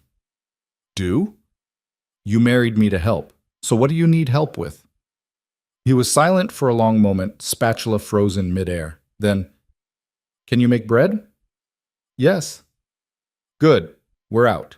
Start a batch after breakfast. There's flour in the pantry, starter in the crock by the window. Make enough for the week." "Anything else?" "Mending. There's a basket in the hall closet, probably 3 months' worth. Boys grow faster than I can keep up with their clothes." He slid eggs onto plates with sharp, efficient movements. "And the chickens need feeding twice daily, morning and evening. Don't overfeed. They'll get fat and stop laying." Elena nodded, committing it all to memory. "I can handle that." "We'll see." It wasn't quite an insult, but it wasn't a vote of confidence either. Elena swallowed her response and took her coffee to the table, sitting in what she hoped wasn't someone's established seat. The silence stretched uncomfortable and thick until footsteps thundered on the stairs. Noah burst into the kitchen, still in his nightshirt, his hair standing in wild directions. "Morning, Papa. Morning, Elena." "Morning," Elena said, surprised by the warmth in the greeting. Lucas followed more slowly, already dressed, his expression carefully neutral. "Papa." "Boys." Ronan set plates in front of each of them. "Eat. We've got fence repairs in the north pasture today. Lucas, you're coming with me. Noah, you stay close to the house." "But Papa, no arguments. You were sick 3 days ago. You're not ready for a full day's work."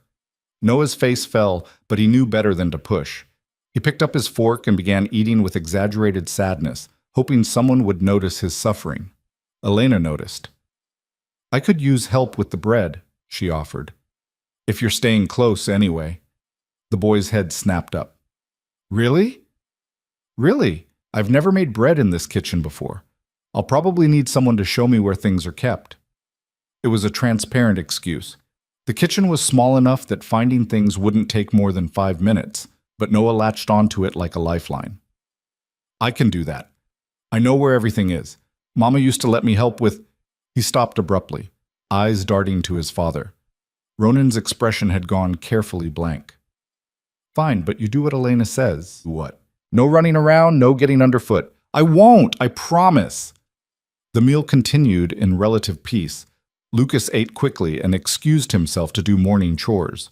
Ronan finished his coffee in 3 long swallows and stood, reaching for his coat. "I'll be back around noon," he said to no one in particular. "If there's trouble—" "I can handle it," Elena interrupted. Ronan's eyes met hers, sharp and assessing. "Can you?" "I survived 3 days in a blizzard. I think I can manage a house and a 7-year-old. Something flickered across his face, maybe respect, maybe irritation at her presumption. "The rifle's above the mantel, loaded. You know how to shoot?" "No."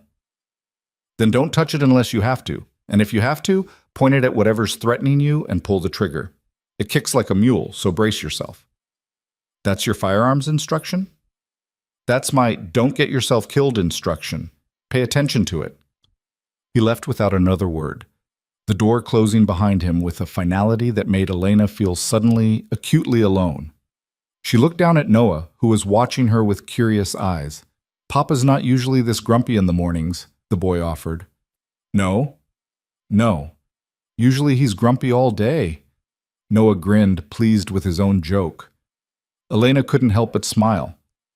"Good to know. Come on then, show me where your mother kept the bread pans." The words slipped out before she could stop them. Noah's smile faltered, and Elena cursed herself internally. Too soon. Too familiar. Too much. But Noah recovered quickly. "They're in the bottom cabinet. The big ones, not the little ones. Mama said the big ones make better loaves because the dough has room to rise properly."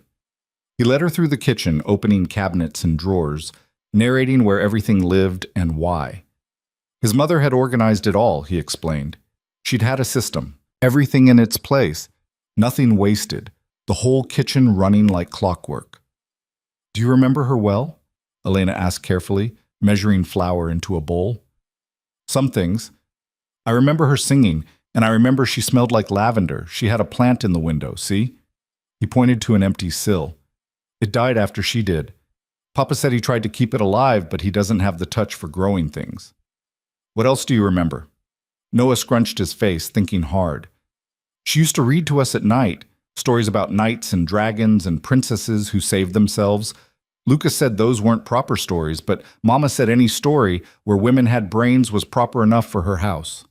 His smile turned wistful. I like those stories. Me too, Elena said. I used to teach stories like that to my students. Really? What happened to them? Your students, I mean. I had to leave, but I hope they're still reading, still learning, still asking questions, even when the adults don't like the answers. Noah considered this with the gravity of someone far older than his years. Is that why you got in trouble? For teaching them to ask questions? Something like that. That's stupid. Questions are how you learn things. You'd think so, but some people prefer comfortable ignorance to uncomfortable truth. What's ignorance? Not knowing things, sometimes on purpose. Noah wrinkled his nose. That sounds awful. Why would anyone want to not know things on purpose? Because knowing things means having to do something about them, and doing something is harder than doing nothing. The boy absorbed this while Elena kneaded dough, her hands working the sticky mass into something smooth and elastic. The repetitive motion was soothing, meditative. For a few minutes, she could almost forget the strangeness of her situation and just exist in the simple pleasure of creation. Elena? Yes? Are you going to leave? The question hit like a bucket of cold water. Elena stopped kneading, her hands still buried in dough. What makes you ask that? Lucas says all women leave eventually. Mama left because she got sick.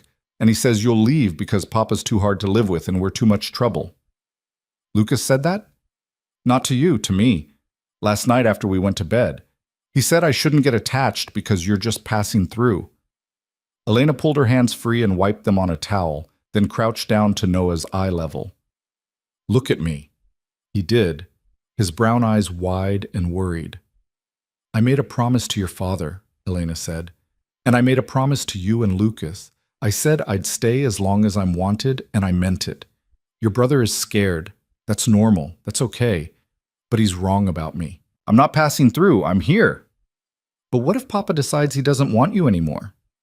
Then he'll tell me, and we'll figure it out together. But until that happens, I'm not going anywhere. Understood? Noah nodded slowly. You promise? I promise. Okay. He seemed satisfied, or at least willing to trust for now. Can I punch the dough? Mama used to let me punch it down when it got puffy. Once it rises, you can punch it all you want. They spent the rest of the morning in comfortable companionship. Noah chattered about the ranch, the animals, his friend from a neighboring property 3 miles away, who he only saw twice a year. Elena listened and worked, making bread, starting soup for lunch, tackling the mountain of mending that had accumulated in the hall closet.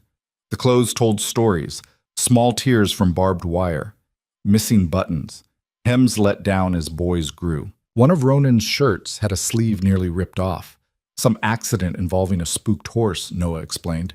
His mother had meant to fix it but got sick before she could. Ronan had worn it anyway, torn sleeve and all, until it became too damaged to salvage. Elena repaired it now, her needle moving in small, precise stitches. It felt like an intrusion, touching these intimate objects, but it was also what she'd been brought here to do. Help. Fill gaps. Keep the household running. Around 11:30, Lucas returned from morning chores, his clothes dusted with hay and his expression carefully blank. He glanced at Elena, at the mending in her lap, at Noah sitting contentedly on the floor playing with wooden horses. Smells like bread, he said. Second batch is rising, Elena confirmed. Mama's recipe? I don't know. Noah showed me where things were kept. I used what was here. Lucas moved to the window, looking out toward the north pasture where Ronan was working. He'll want lunch soon. He gets mean when he's hungry. Then it's lucky I made soup. Is it good? You'll have to tell me. I'm new to this kitchen. Lucas turned back to her, his expression calculating. You're trying really hard. I am. Why? Because I said I would, and because trying is better than the alternative, which is failing. He seemed to accept this logic. Without another word, he disappeared upstairs, returning 10 minutes later in cleaner clothes, just as Ronan came through the door, stamping snow from his boots. Smells like food, Ronan observed, his tone neutral. Soup and fresh bread, Elena said. Give me 5 minutes to set the table. I can do it myself. I know you can, but you don't have to. They locked eyes for a moment, some silent battle of wills playing out in the space between them. Then Ronan grunted and moved to wash his hands at the basin, conceding the point without actually agreeing. Lunch was quieter than breakfast. The men, because that's what Lucas was trying to be, a small man in training, ate with single-minded focus. Noah provided occasional commentary about his morning, about the bread making, about absolutely nothing of consequence. And Elena ate sparingly, hyper-aware of being watched, evaluated, judged on every small action. When the meal ended, Ronan pushed back from the table. Good soup. It was the closest thing to a compliment she'd received. Elena accepted it with a small nod. Lucas and I will be in the south barn this afternoon, Ronan continued. Roof needs patching before the next storm. Noah, you stay with Elena. Yes, Papa. After they left, the house fell into afternoon stillness. Elena washed dishes while Noah played quietly, and for just a moment she allowed herself to feel something almost like peace. This could work, this strange arrangement, this marriage of convenience, this family held together by practicality rather than love. It could work. The illusion lasted exactly 3 days. On the fourth morning, Elena woke to voices arguing downstairs. She dressed quickly and descended to find Lucas and Ronan locked in a battle of wills across the kitchen table. I don't need a tutor, Lucas was saying, his voice rising. I can read fine. I know numbers fine. I don't need some woman teaching me things I already know. You haven't had proper schooling in 2 years, Ronan countered. You're falling behind. Behind who? There's no one out here to compete with. What difference does it make if I know history or poetry or any of that useless? It makes a difference to me. Ronan's voice dropped to something dangerous. Your mother would have wanted you educated, both of you, and we have a school teacher living under this roof now. You're using her. I didn't ask for a school teacher. You didn't ask for a lot of things, son, but that doesn't change what is. Lucas's face flushed red. You can't make me. I absolutely can, and I am.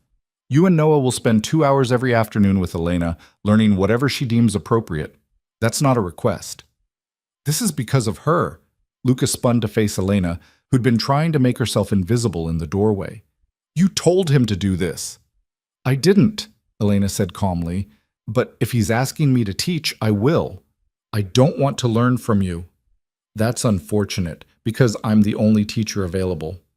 You're not a teacher. You got fired. You're just some woman who tricked her way into our house. Lucas, Ronan's voice cracked like a whip. Apologize. Now. I won't. She's not my mother. She's not my teacher. She's not anything except a stranger we're stuck with. Lucas's voice broke on the last word. And I hate that we're pretending this is normal.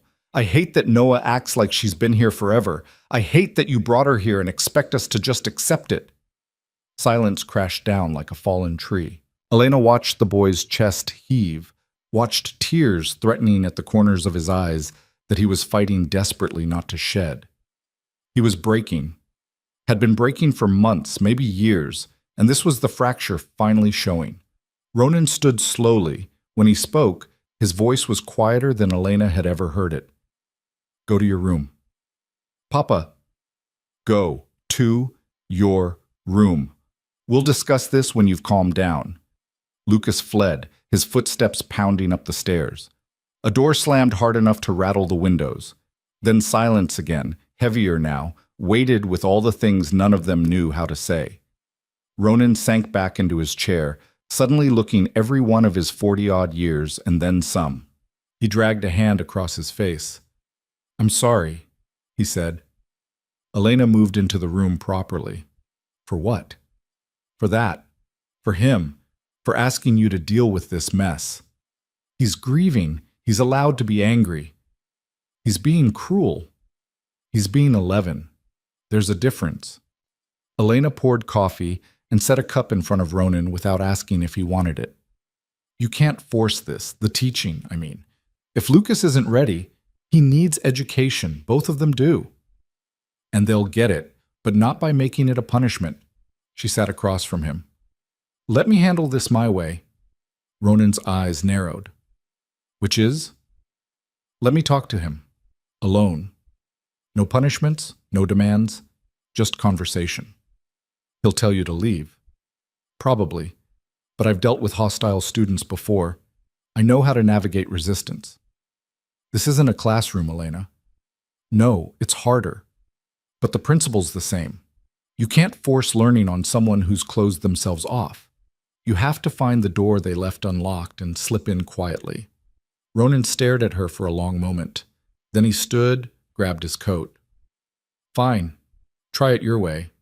But if he's still refusing by week's end, we do it mine. Deal. He left without another word. Through the window, Elena watched him cross to the barn, his shoulders rigid with frustration. Then she looked at the ceiling, toward where Lucas was presumably destroying his room or crying or both. She gave him an hour. When she finally climbed the stairs and knocked on his door, there was no answer. She knocked again. Go away. I'm coming in, Elena said. I said go away. She opened the door anyway. Lucas sat on his bed, knees pulled to his chest, eyes red but dry. His room was neat, painfully so. Everything in perfect order except for a pillow that looked like it had been punched repeatedly. I told you to leave, he said. Elena closed the door and leaned against it. I don't take orders from people who aren't paying me. And since your father hired me, not you, I answer to him. Then he should have told you to leave me alone. He suggested it. I declined. Lucas glared at her with impressive intensity for someone so young. What do you want? To understand. Understand what? Why you're so angry at me specifically. I get that you're angry in general. You lost your mother. Your life got turned upside down. Now there's a stranger in her place. That's legitimate. But there's something else, something more than just grief. What is it? I already told you. You're trying to replace her. No, that's the easy answer, the safe one. But I think there's something deeper. Elena moved slowly into the room, settling into the chair at Lucas's small desk. I think you're angry because I represent change. And change means accepting that your mother really is gone. That life is moving forward whether you're ready or not. Lucas's jaw clenched. You don't know anything. Then educate me. Explain it. Make me understand what I'm missing. Why should I? Because carrying all that anger alone is exhausting. And because maybe, just maybe, if you actually tell me what's wrong, I can help fix it. You can't fix anything. Maybe not, but I can try. Elena kept her voice gentle, non-confrontational. Talk to me, Lucas. Not as your father's wife, not as a teacher, just as another person who's lost things she can't get back. The boy's face worked through several emotions before settling on something raw and honest. She was the good one. What? Mama, she was the good one. Papa's practical and strong and he keeps everything running, but Mama was the one who made it worth running. She was the one who made us feel, he struggled for words, like we mattered, like we weren't just chores to manage or mouths to feed, but actual people she loved. Tears finally spilled over. And then she died, and Papa shut down. He keeps us fed and safe, but he doesn't see us anymore. Not really. We're just items on a list to check off. Wake up, feed the boys, send them to work, make sure they don't die. That's it. That's all we are now. Elena's heart twisted. Lucas, and now you're here, and everyone's acting like that fixes things, like having a woman in the house automatically makes it okay again. But it doesn't, because you're not her. You're just someone pretending, and eventually you'll figure out that we're too broken to fix and you'll leave too, and then what? Then we'll have lost Mama and gotten used to you and lost you, and it'll be even worse than before. The truth of it hung in the air between them, raw and bleeding. Elena took a careful breath. You're right. Lucas blinked, clearly expecting argument. What? You're right. I'm not your mother. I'll never be your mother. And yes, I might leave someday. That's possible.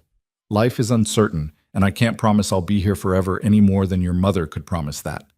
She leaned forward, elbows on her knees. But here's what I can promise. While I'm here, I see you, both of you. Noah with his endless questions and his need to be helpful, and you carrying weight that no kid should have to carry, trying to be strong enough for everyone. I see it, and I'm not trying to replace your mother or fix your grief or make everything magically better. I'm just trying to help with the day-to-day stuff so your father doesn't work himself to death and you don't have to grow up quite so fast. Lucas wiped his eyes roughly. Then why the teaching? Why force that on us? I'm not forcing anything. Your father asked because he's worried you're falling behind. But if you're not ready, you're not ready. I won't drag you into lessons kicking and screaming. She paused. But I will make you an offer. What kind of offer? Every afternoon, I'm going to be in the kitchen or the front room with books and paper. I'll be working on my own studies. There's a lot I still want to learn. If you want to join me, ask questions, read together, you're welcome. If you don't, fine. No pressure, no demands, just an open door. That's it? That's it. What about Papa? He said we have to study with you. I'll handle your father. You just decide what you want to do, independent of what he wants or what I want. Your education, your choice. Lucas studied her with those two old eyes. You're weird. I've been called worse. A ghost of a smile flickered across his face and died. I still don't trust you. Fair enough. Trust is earned, not given. I can live with that. And I'm still not calling you Mama. I'd be concerned if you did. The tension in the room eased slightly, not gone but no longer suffocating. Lucas uncurled from his defensive position, legs dropping over the edge of the bed. What would we study? He asked. If I did join you, which I'm not saying I will. What do you want to learn? I don't know. Real things, I guess. Not poetry or dead languages or stupid stuff that doesn't matter out here. Like what? Give me examples of real things. Lucas thought for a moment. How to calculate distances without measuring. How weather works. Why some years the crops do better than others. How to keep the ranch running when I'm older and Papa's... He stopped, not finishing the sentence. When he's older and needs you to take over, Elena finished gently. Those are good topics. Practical. We can study those. Really? Really. Mathematics, meteorology, agriculture, business management, all useful, all applicable to your life here. We'll make it relevant. What about Noah? He's not interested in ranch stuff. He wants to be a veterinarian or something equally impossible. Then we'll teach him biology, anatomy, animal husbandry, whatever feeds his interests. Elena stood. The point isn't to force-feed you information you'll never use. The point is to help you become whoever you're trying to become. That's what good teaching is. Lucas absorbed this, his expression shifting from suspicion to something that might have been tentative interest. I'll think about it. That's all I ask. Elena moved toward the door, then paused. For what it's worth, Lucas, your father does see you. He's just not good at showing it. But the fact that he wants you educated, even though he's barely holding things together, that's love. Clumsy, inarticulate love, but love nonetheless. How do you know? Because I've seen men who don't love their children. They don't care if the kids can read. They don't worry about them falling behind. They just see extra hands for labor and let it go at that. Your father's not that. He's trying. He's just bad at it. She left before Lucas could respond, closing the door quietly behind her. Downstairs, she found Noah in the kitchen, unusually subdued. Is Lucas okay? He will be, Elena said. He yells a lot now. He didn't used to. People yell when they don't know how else to let the feelings out. Do you yell? Elena considered the question. Sometimes, but I try to use words first. Yelling should be a last resort, not a first response. Noah nodded seriously. Will you teach me things? Even if Lucas doesn't want to? Of course. Good, because I have a lot of questions, and Papa gets frustrated when I ask too many. Then you and I are going to get along very well, because I believe there's no such thing as too many questions. The boy beamed at her, and Elena felt something warm unfurl in her chest. Not quite belonging, not yet, but maybe the beginning of it. That evening, Ronan returned to find the house running smoothly. Dinner cooked, bread baked, Lucas and Elena in a state of détente, if not actual peace. He looked between them, questions clearly forming, but Elena shook her head minutely. Later. After the boys were in bed, Ronan found her in the front room, mending by lamplight. He stood in the doorway, awkward and huge, clearly uncomfortable with what he needed to say. Did you talk to him? He asked finally. Yes. And? and he'll come around. On his own terms, in his own time. But he'll come around. Ronan was silent for a long moment. What did you say to him? I listened, mostly, and I made him an offer he could accept without losing face. Which was? Elena set down her mending and met his eyes. I made learning optional. He can join me in the afternoons if he wants, but I won't force it. And when he does join, notice I said when, not if, we'll focus on things that actually matter to him. That's not how education works. That's exactly how education works if you want it to stick. Forcing information on resistant students just makes them hate learning. Making it relevant, making it their choice, makes them hungry for more. Ronan absorbed this, his expression unreadable. You're confident. I'm experienced. There's a difference. And if you're wrong, if he never chooses to join you, then I'll have failed. But I'd rather fail trying something new than succeed at making your son miserable.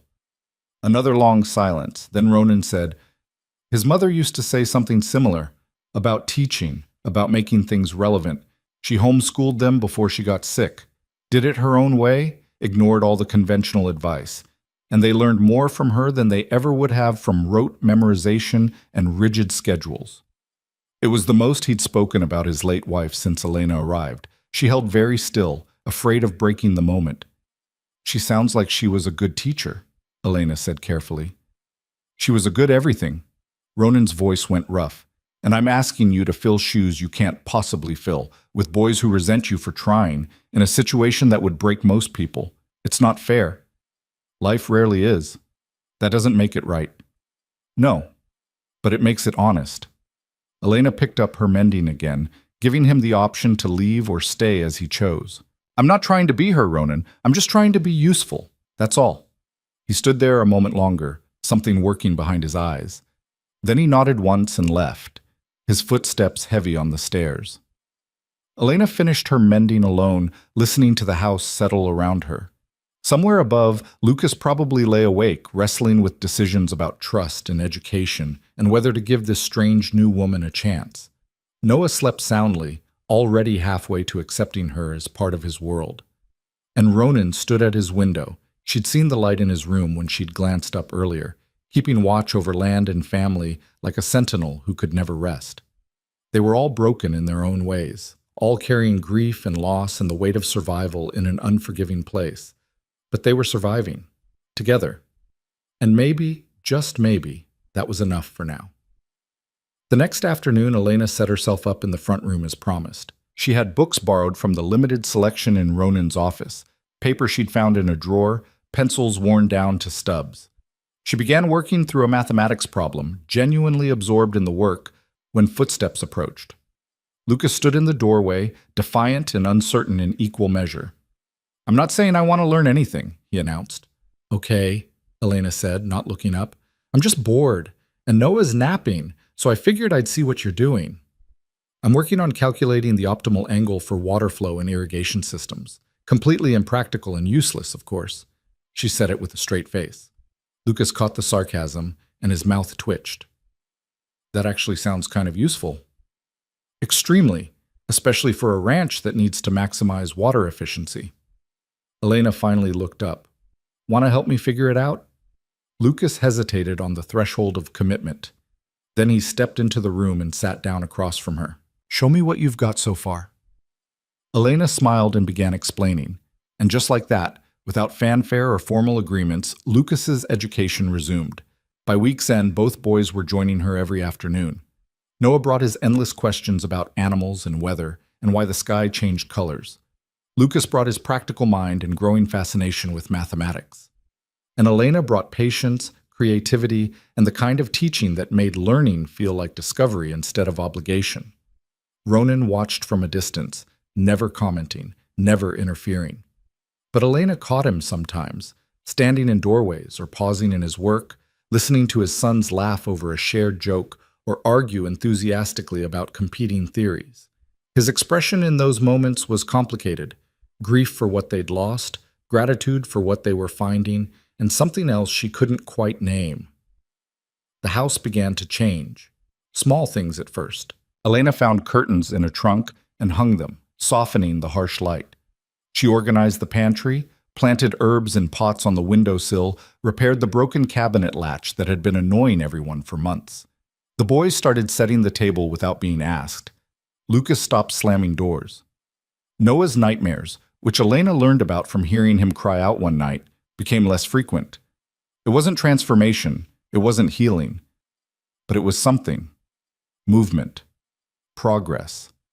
The slow, painful work of becoming a family instead of just people occupying the same space. And through it all, Elena and Ronan maintained their careful distance. They worked together but lived separately. They spoke civilly but without intimacy. They shared a name and a household but nothing deeper. It was exactly what they'd agreed to. A practical arrangement, nothing more. Elena told herself that was fine, told herself she didn't notice the way Ronan's rare smiles transformed his harsh face, told herself she didn't care that he still flinched away from any accidental touch, like contact might burn him, told herself the loneliness of her small room was a fair price for safety and purpose. She told herself a lot of things. And then, 3 weeks into her marriage, everything changed. The riders came at dusk on a Thursday, when the winter light was failing and shadows stretched long across the snow. Elena was in the kitchen preparing dinner when she heard the dogs start barking, not their usual alert at wildlife or the wind, but something sharper, more aggressive. She moved to the window and felt her stomach drop. 5 men on horseback were approaching the gate. Even from a distance, she could tell something was wrong. They rode with the kind of casual menace that spoke of men used to taking what they wanted, their horses lean and hard-ridden, their clothes rough even by frontier standards. Ronan was in the south barn with Lucas, too far to reach quickly. Noah sat at the kitchen table working on his letters, oblivious to the danger approaching. Elena's mind raced through options. Lock the doors and hope they passed by? Go out and confront them? Get the rifle Ronan had mentioned her first day here, the one she didn't know how to use? The decision was made for her when the lead rider dismounted and pushed through the gate without waiting for permission. The others followed, spreading out across the yard with practiced efficiency. Men who'd done this before, who knew how to intimidate and control. "Stay here," Elena told Noah, trying to keep her voice calm. "Don't come outside no matter what you hear. Understand?" The boy's eyes went wide. "What's happening?" "Nothing yet, but I need you to promise me you'll stay inside." "I promise." Elena grabbed her coat and stepped onto the porch, pulling the door shut behind her. The cold hit like a fist, but she barely felt it. All her attention was fixed on the men now standing in her yard, looking at her house like wolves eyeing a henhouse. The leader was a man in his 40s with a scar running from his left eye to his jaw and teeth stained dark from tobacco. He smiled when he saw Elena, and it was the worst kind of smile, the kind that said he'd found something interesting to play with. "Well now," he said, his voice carrying easily across the distance. "Didn't expect to find a woman here. Ronan Hale's place, isn't it?" Elena stayed on the porch, keeping the high ground. "It is, and you're trespassing. State your business or leave." The man's smile widened. "Got some spine on you, I like that." He spat a stream of tobacco juice into the snow. "Name's Cutter. Maybe Ronan mentioned me?" He hadn't, but Elena kept her face neutral. "Mr. Hale isn't here. You can come back another time." "Oh, I don't think so. See, we've ridden 2 days to have a conversation with Ronan, and we're not leaving without having it." Cutter took a step closer. "So why don't you invite us in for some coffee while we wait? You look like the hospitable type." "No? No?" He said it like the word amused him. "You sure about that, sweetheart? 5 of us, 1 of you. Those aren't great odds for being unfriendly." Elena's hand found the porch railing, gripping it to keep from shaking. Every instinct screamed at her to run inside, bar the door, hide until Ronan came back. But she'd learned years ago that running from predators just made them give chase. "I said no. This is private property. You're not welcome here. Leave now before my husband returns and makes you leave." One of the other men laughed, a short, ugly sound. "Your husband?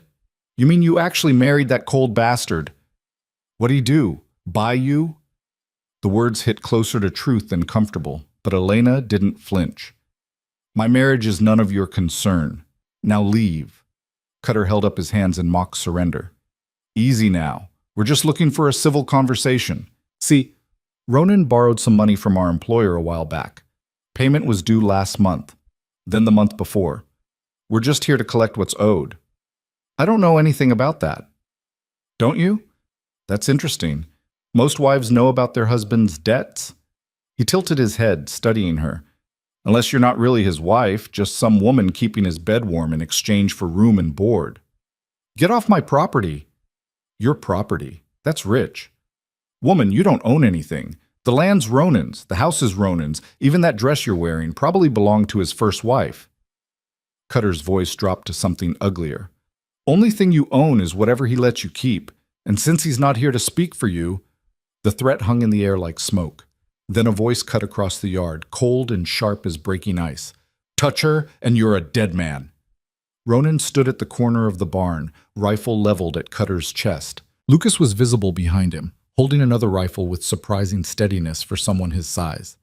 They must have seen the riders from the barn and circled around for a better position. Relief flooded through Elena so powerfully she nearly stumbled. Cutter's smile didn't waver, but his hand moved carefully away from his gun. Ronan, good to see you too. Was just making conversation with your lovely wife here. Conversation's over. State your business or ride out. You know why we're here. The money, Ronan. 3 months overdue. Mr. Pike is losing patience. Pike can wait another month. I'll have it then. That's what you said last month, and the month before that. Cutter's voice hardened. He's done waiting. You pay now, or we start taking collateral. I don't have it now. The winter's been hard. I lost cattle in the storms, had to replace equipment. I'll have the money come spring when I can sell stock. Spring's 2 months away. Pike wants payment this week. Then Pike's going to be disappointed. The standoff stretched taut. Elena could see Ronan's finger resting on the trigger, could see the way Cutter's men were shifting, hands drifting toward their own weapons. This could turn bloody in a heartbeat. How much does he owe? Elena heard herself ask. Every head turned toward her. Ronan's eyes went wide with something between shock and fury. Elena, get inside. How much? She repeated, ignoring him. Cutter's grin returned. $800. Plus interest. 800. It might as well have been 8 million for what Elena had access to, but she pressed on anyway. And if we paid half now, would Pike accept the rest in spring? Elena, would he? She demanded. Cutter considered. Maybe. If it was enough to show good faith, 400 now might buy you until April. We don't have 400, Ronan said flatly. But Elena's mind was racing. The ranch did have assets, livestock, equipment, reserves. Things Ronan couldn't easily liquidate without weakening the operation. Things he'd rather die than sacrifice. But there were other options. Less practical ones. Desperate ones. Give me 3 days, Elena said. I can get $400 in 3 days. Now Ronan did lower the rifle, staring at her like she'd lost her mind. What are you talking about? Trust me, 3 days, and I'll have the money. Woman, you've been here less than a month. You don't have $2 to your name, let alone 400. I said trust me. Cutter watched this exchange with obvious entertainment. Well now, this is interesting. The wife's got more fight than the husband. How about it, Ronan? You want to take her deal? No? Yes, Elena countered. 3 days. You come back Saturday evening, I'll have $400. Take it or leave it. Cutter looked between them, clearly enjoying Ronan's discomfort. Saturday evening it is.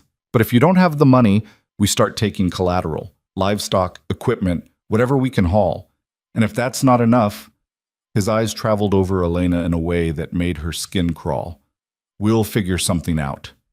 You'll have your money, Elena said, voice steady despite the fear crawling up her spine. We better. Cutter mounted his horse, his men following suit. Saturday. Don't disappoint me, Mrs. Hale. I'd hate for things to get unpleasant. They rode out as casually as they'd arrived, leaving destruction in their wake that was all psychological. The moment they cleared the gate, Ronan rounded on Elena. What the hell was that? That was me buying us time. Time for what? You don't have $400? You don't have any money. Not yet, but I will. Elena moved past him toward the house, her legs suddenly shaking with delayed reaction. I need to go to town tomorrow. Town? For what? That's my business.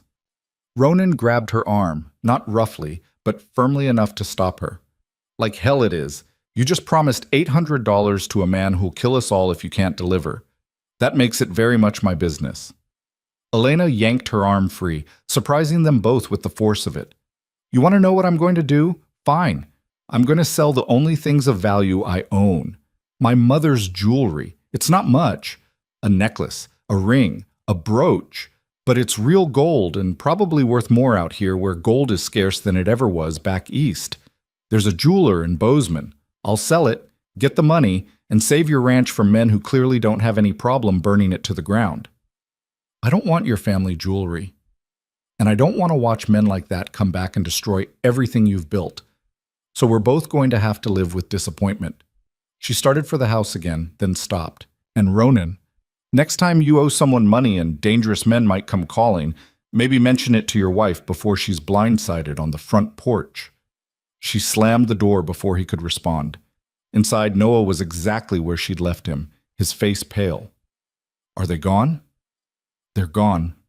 Elena pulled him into a hug, feeling him shake against her. You're safe. We're all safe. Who were they? No one you need to worry about. They scared me. They scared me too, but they're gone now. Lucas appeared from wherever he'd been hiding, probably near the door with a kitchen knife, knowing him, and looked at Elena with new eyes. You really have jewelry worth $400? Maybe. I hope so. And you're just going to sell it? For us? For all of us, including me. This is my home too now, remember? The boy absorbed this, his expression complicated. Then he nodded once, sharp and certain. I'm coming with you tomorrow, to town.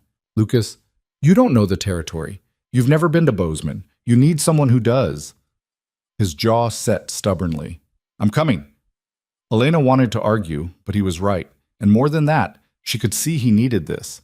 Needed to be part of the solution, to contribute instead of just being protected.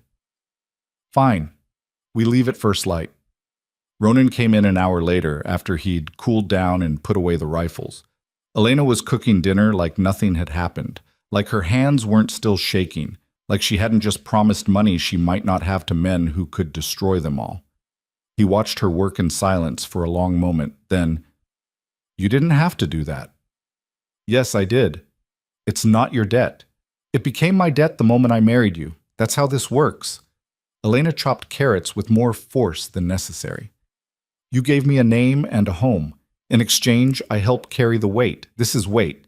I'm carrying it. By selling your mother's jewelry, it's just metal and stones. She's been dead 8 years. I think she'd understand choosing survival over sentiment. Ronan leaned against the counter, and Elena could feel his eyes on her. Why? He asked quietly. Why what? Why do this? You could walk away. You could tell those men where to find me and disappear while they're busy collecting their debt. You'd be free of this mess, this marriage, this whole impossible situation. Elena set down the knife and turned to face him fully. Is that what you think of me? That I'd abandon people who needed help just because things got difficult? I think most people would. Then most people are cowards. She picked up the knife again, returned to cutting. I said vows, Ronan. They might not have been romantic or traditional, and you might think they don't mean anything because we don't love each other, but they mean something to me. I said I'd stay. I'm staying, even when it's hard, especially when it's hard. The silence that followed was different than their usual careful distance. Something had shifted. Some wall had developed a crack. The jewelry might not be enough, Ronan said finally. Then I'll find another way. Elena, I said I'll find another way. Drop it. He did, but not before she caught something in his expression. Gratitude, maybe, or the beginning of respect. Possibly both. Dinner was quieter than usual. The boys picked up on the tension and ate without their normal chatter. Afterwards, Ronan disappeared to check the perimeter, making sure Cutter's men had really left, Elena assumed, while she cleaned up and tried not to think about all the ways her plan could fail. She was scrubbing the last pot when Lucas appeared at her elbow. I'm sorry, he said quietly. Elena paused. For what? For how I've been. For fighting you. For making things harder. You're trying to help, and I've been... He struggled for words. A pain in the ass. Papa would wash my mouth out for saying that, but it's true. You are protecting your family. There's no shame in that. But you're family too now, aren't you? The question landed with unexpected weight. Elena set down the pot, dried her hands, crouched to Lucas's eye level. I'm trying to be, she said honestly, but that's not something I can decide alone. It's something we all have to choose, together.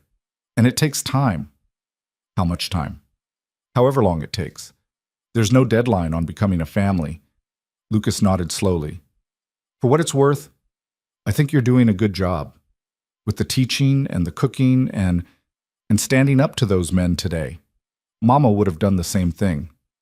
It was the highest compliment he could have given, and they both knew it. Elena felt her throat tighten. Thank you, she managed. Don't die tomorrow. I'll try my best not to. Good.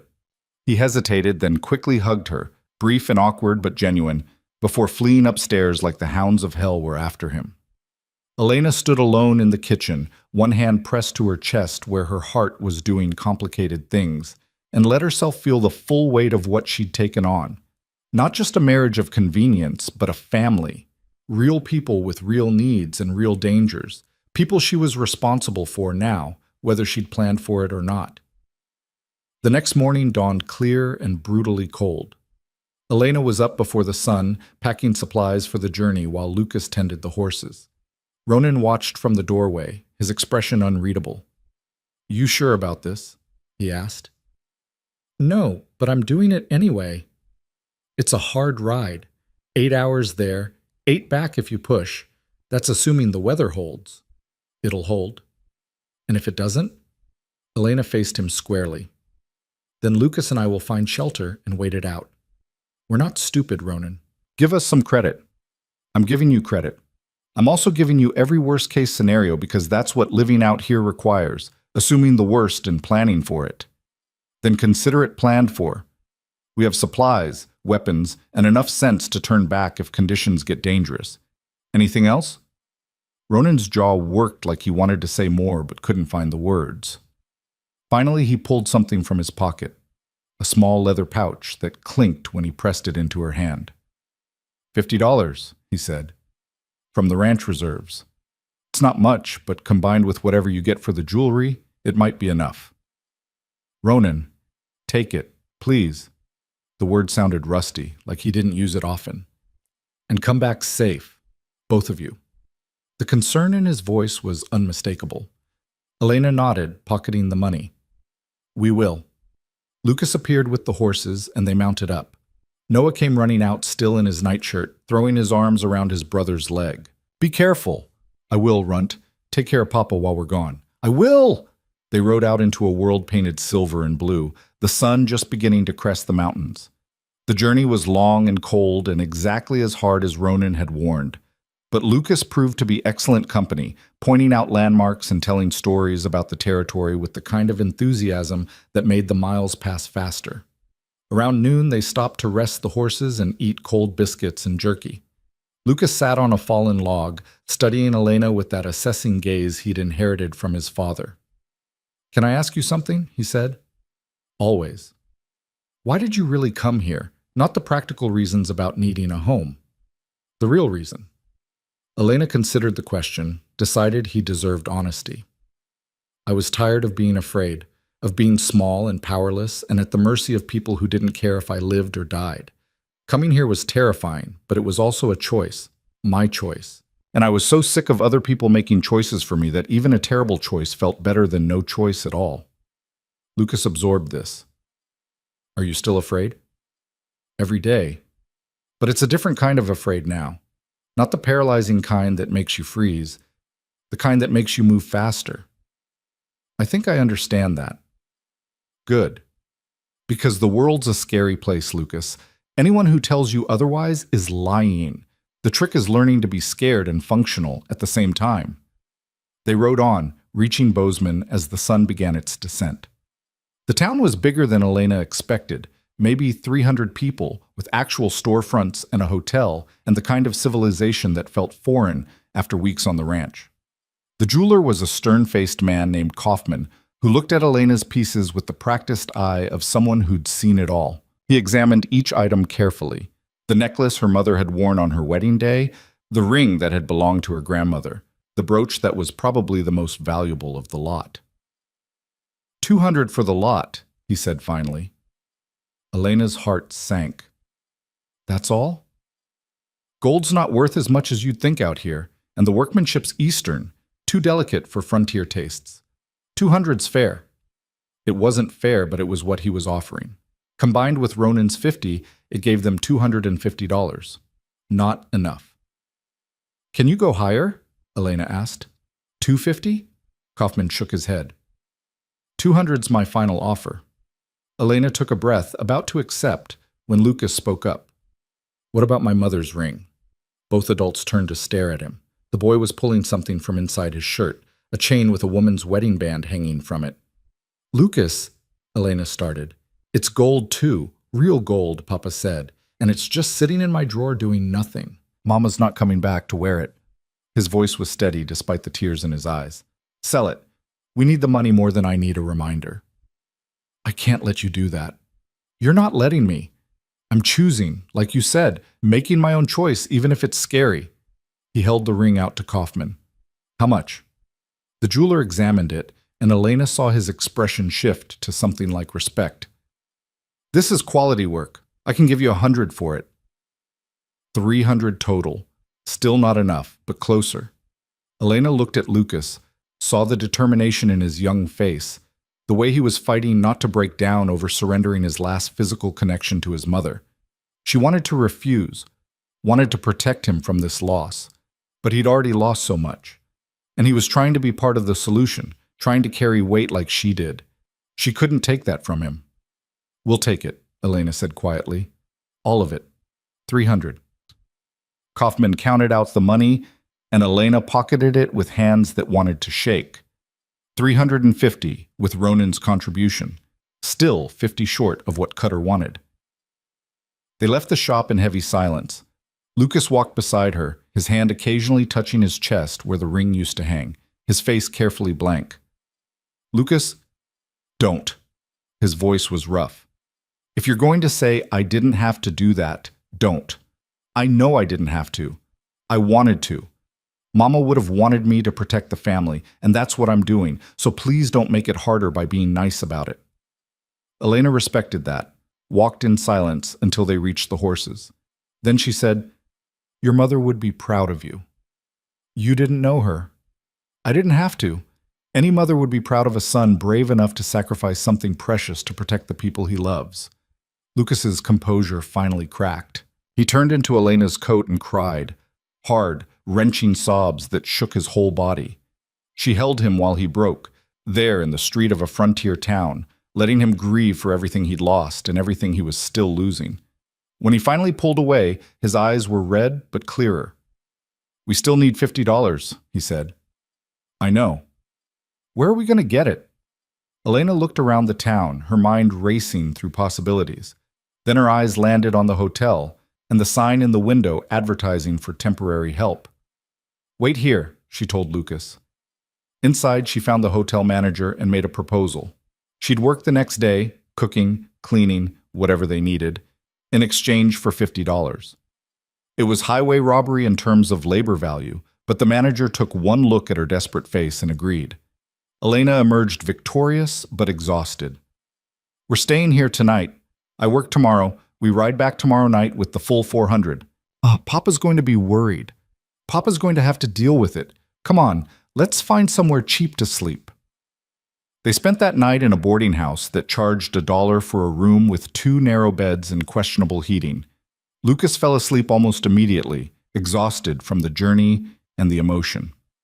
Elena lay awake, staring at the ceiling, thinking about all the ways this plan could still fail. But they'd come this far. She'd see it through. The next day passed in a blur of back-breaking work. Elena cooked breakfast for 30 guests, scrubbed floors, changed linens, and did every degrading task the manager could think of with a smile plastered on her face. Lucas helped where he could, running errands and hauling water, the two of them working in tandem like they'd been partners for years instead of weeks. By evening, Elena collected her $50 and they began the long ride home.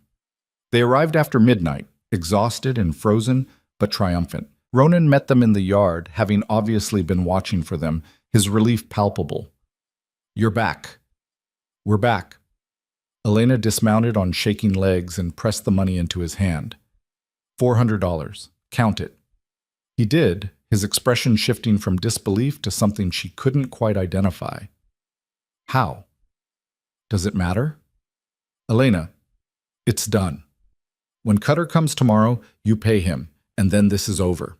Ronan looked at the money, then at her, then at Lucas, who was already leading the horses to the barn. What did you sell? Everything that mattered less than this family.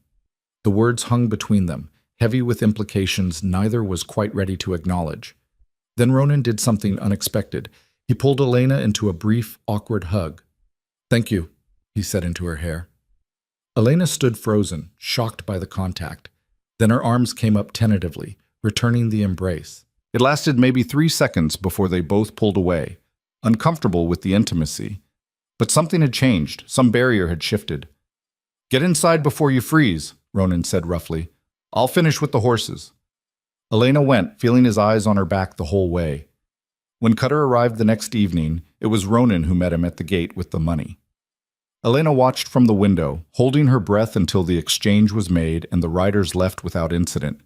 That night, Ronan called everyone into the front room. He stood before his family, because that's what they'd become, Elena realized, a real family, and cleared his throat awkwardly. "I owe you all an apology," he began. "I should have told you about the debt. Should have warned you men like that might come. I was trying to handle it myself, and that was stupid and dangerous." His eyes found Elena's. "You saved this ranch, you and Lucas. What you did, what you sacrificed, I won't forget it. We're family," Elena said simply. "That's what family does." Ronan nodded, his throat working. Then he did something that shocked them all. He smiled. Not the ghost of a smile, not a brief twitch of the lips, but an actual, genuine smile that transformed his entire face. "Yeah," he said. "I guess we are." And in that moment, standing in a ranch house on the Montana frontier, surrounded by people who'd started as strangers and become something more, Elena finally felt like she'd come home. Spring came late that year, arriving not as a gentle thaw, but as a sudden breaking. Ice cracking on the river, snow melting in torrents, the world transforming overnight from white to brown to tentative green. Elena stood at the kitchen window watching the changes, her hands submerged in dishwater, her mind wandering to how much had shifted since winter. 2 months had passed since Cutter's visit, 2 months of careful peace and slow reconstruction. The boys were thriving in their studies, the ranch was recovering from the hard season, and the household had found a rhythm that felt almost natural. Almost. Because there was still the careful distance between her and Ronan, still the separate rooms and formal conversations, and the way they both pretended not to notice the other noticing. It was functional. It was safe. It was exactly what they'd agreed to. And it was starting to feel like a lie. "You're thinking loud again."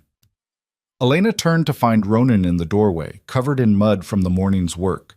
He'd been repairing fences all week, preparing for the cattle they'd soon move to summer pasture. "Sorry, just watching the snow melt. It's about time. Another week of winter, and I'd have lost my mind." He moved to the basin to wash his hands. "Boys still studying?" "Lucas is working on that surveying problem. Noah's supposedly writing an essay on animal migration, but is probably drawing pictures of wolves instead." Ronan's mouth twitched, the small smile that had become more frequent lately. "Sounds about right." He dried his hands, hesitated. "Can we talk?" Something in his tone made Elena's stomach tighten. "Of course." "Not here. Outside?" She followed him onto the porch, confused and increasingly nervous. Ronan rarely asked to talk privately. Their communication happened in the spaces between other things, over meals, during chores, in the brief moments when their paths crossed. Requesting an actual conversation felt ominous. He leaned against the railing, looking out over the land that was slowly coming back to life. "I've been thinking about something." "That's generally how thinking works." a small huff of amusement. Smart mouth. I forget that sometimes how you use humor when you're nervous. I'm not nervous. You're terrified. I can see it. He turned to face her fully. But you don't need to be. This is good news. At least, I think it is. Then just say it. Ronan took a breath. I want to go into town next week, to the land office, and I want you to come with me. Elena waited for more. When it didn't come, she prompted, Why? To put your name on the deed, as co-owner, legal and binding. Half the ranch becomes yours, not just in theory, but in actual fact. He said it quickly, like ripping off a bandage. I should have done it after the wedding, but I was... Hell, I don't know what I was. Stupid, cautious, afraid you'd leave and I'd have to buy you out. But after what you did with Cutter, after watching you work yourself half to death to save this place. He trailed off, jaw working. You deserve to actually own what you're protecting. Elena stared at him, unable to process what she was hearing. You want to give me half the ranch? Not give, recognize. You've earned it. Ronan, I've been here 4 months. That's not 4 months of keeping this family fed and clothed and educated, 4 months of turning a house into a home, 4 months of sacrificing pieces of yourself to keep us whole. His voice roughened. That's worth half of everything I own. More than half, honestly. I don't know what to say. Say yes. Say you'll come to town and make it official. He paused, then added quietly, Say you're planning to stay. The question beneath the question hung between them. Elena's heart was doing complicated things in her chest. I'm staying, she said. I thought that was clear by now. Nothing's clear with us. We're both too good at pretending.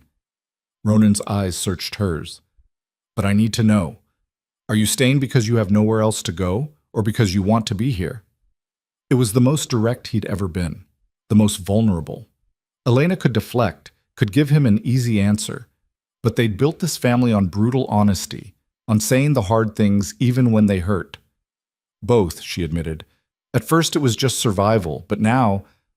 She gestured helplessly at the land, the house, the world they'd created together. Now it's home. You're... She stopped, not sure how to finish. We're what? You're my family, you and the boys. Somehow, when I wasn't looking, you became the people I'd fight for, die for, if it came to it. The confession felt like standing naked in a blizzard. So yes, I'll go to town. I'll put my name on the deed, and I'll stay for as long as you'll have me. Ronan's expression shifted through several emotions too fast to track. Then he did something that shocked them both. He reached out and took her hand.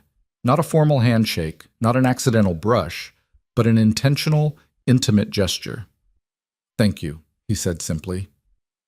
They stood there, hands joined, while spring wind whispered around them and the world continued its slow transformation from death to life. The moment was shattered by Noah's voice from inside. Elena, Lucas says I spelled migration wrong, but I'm pretty sure I didn't and we need you to settle it. Ronan released her hand, stepping back to a more comfortable distance.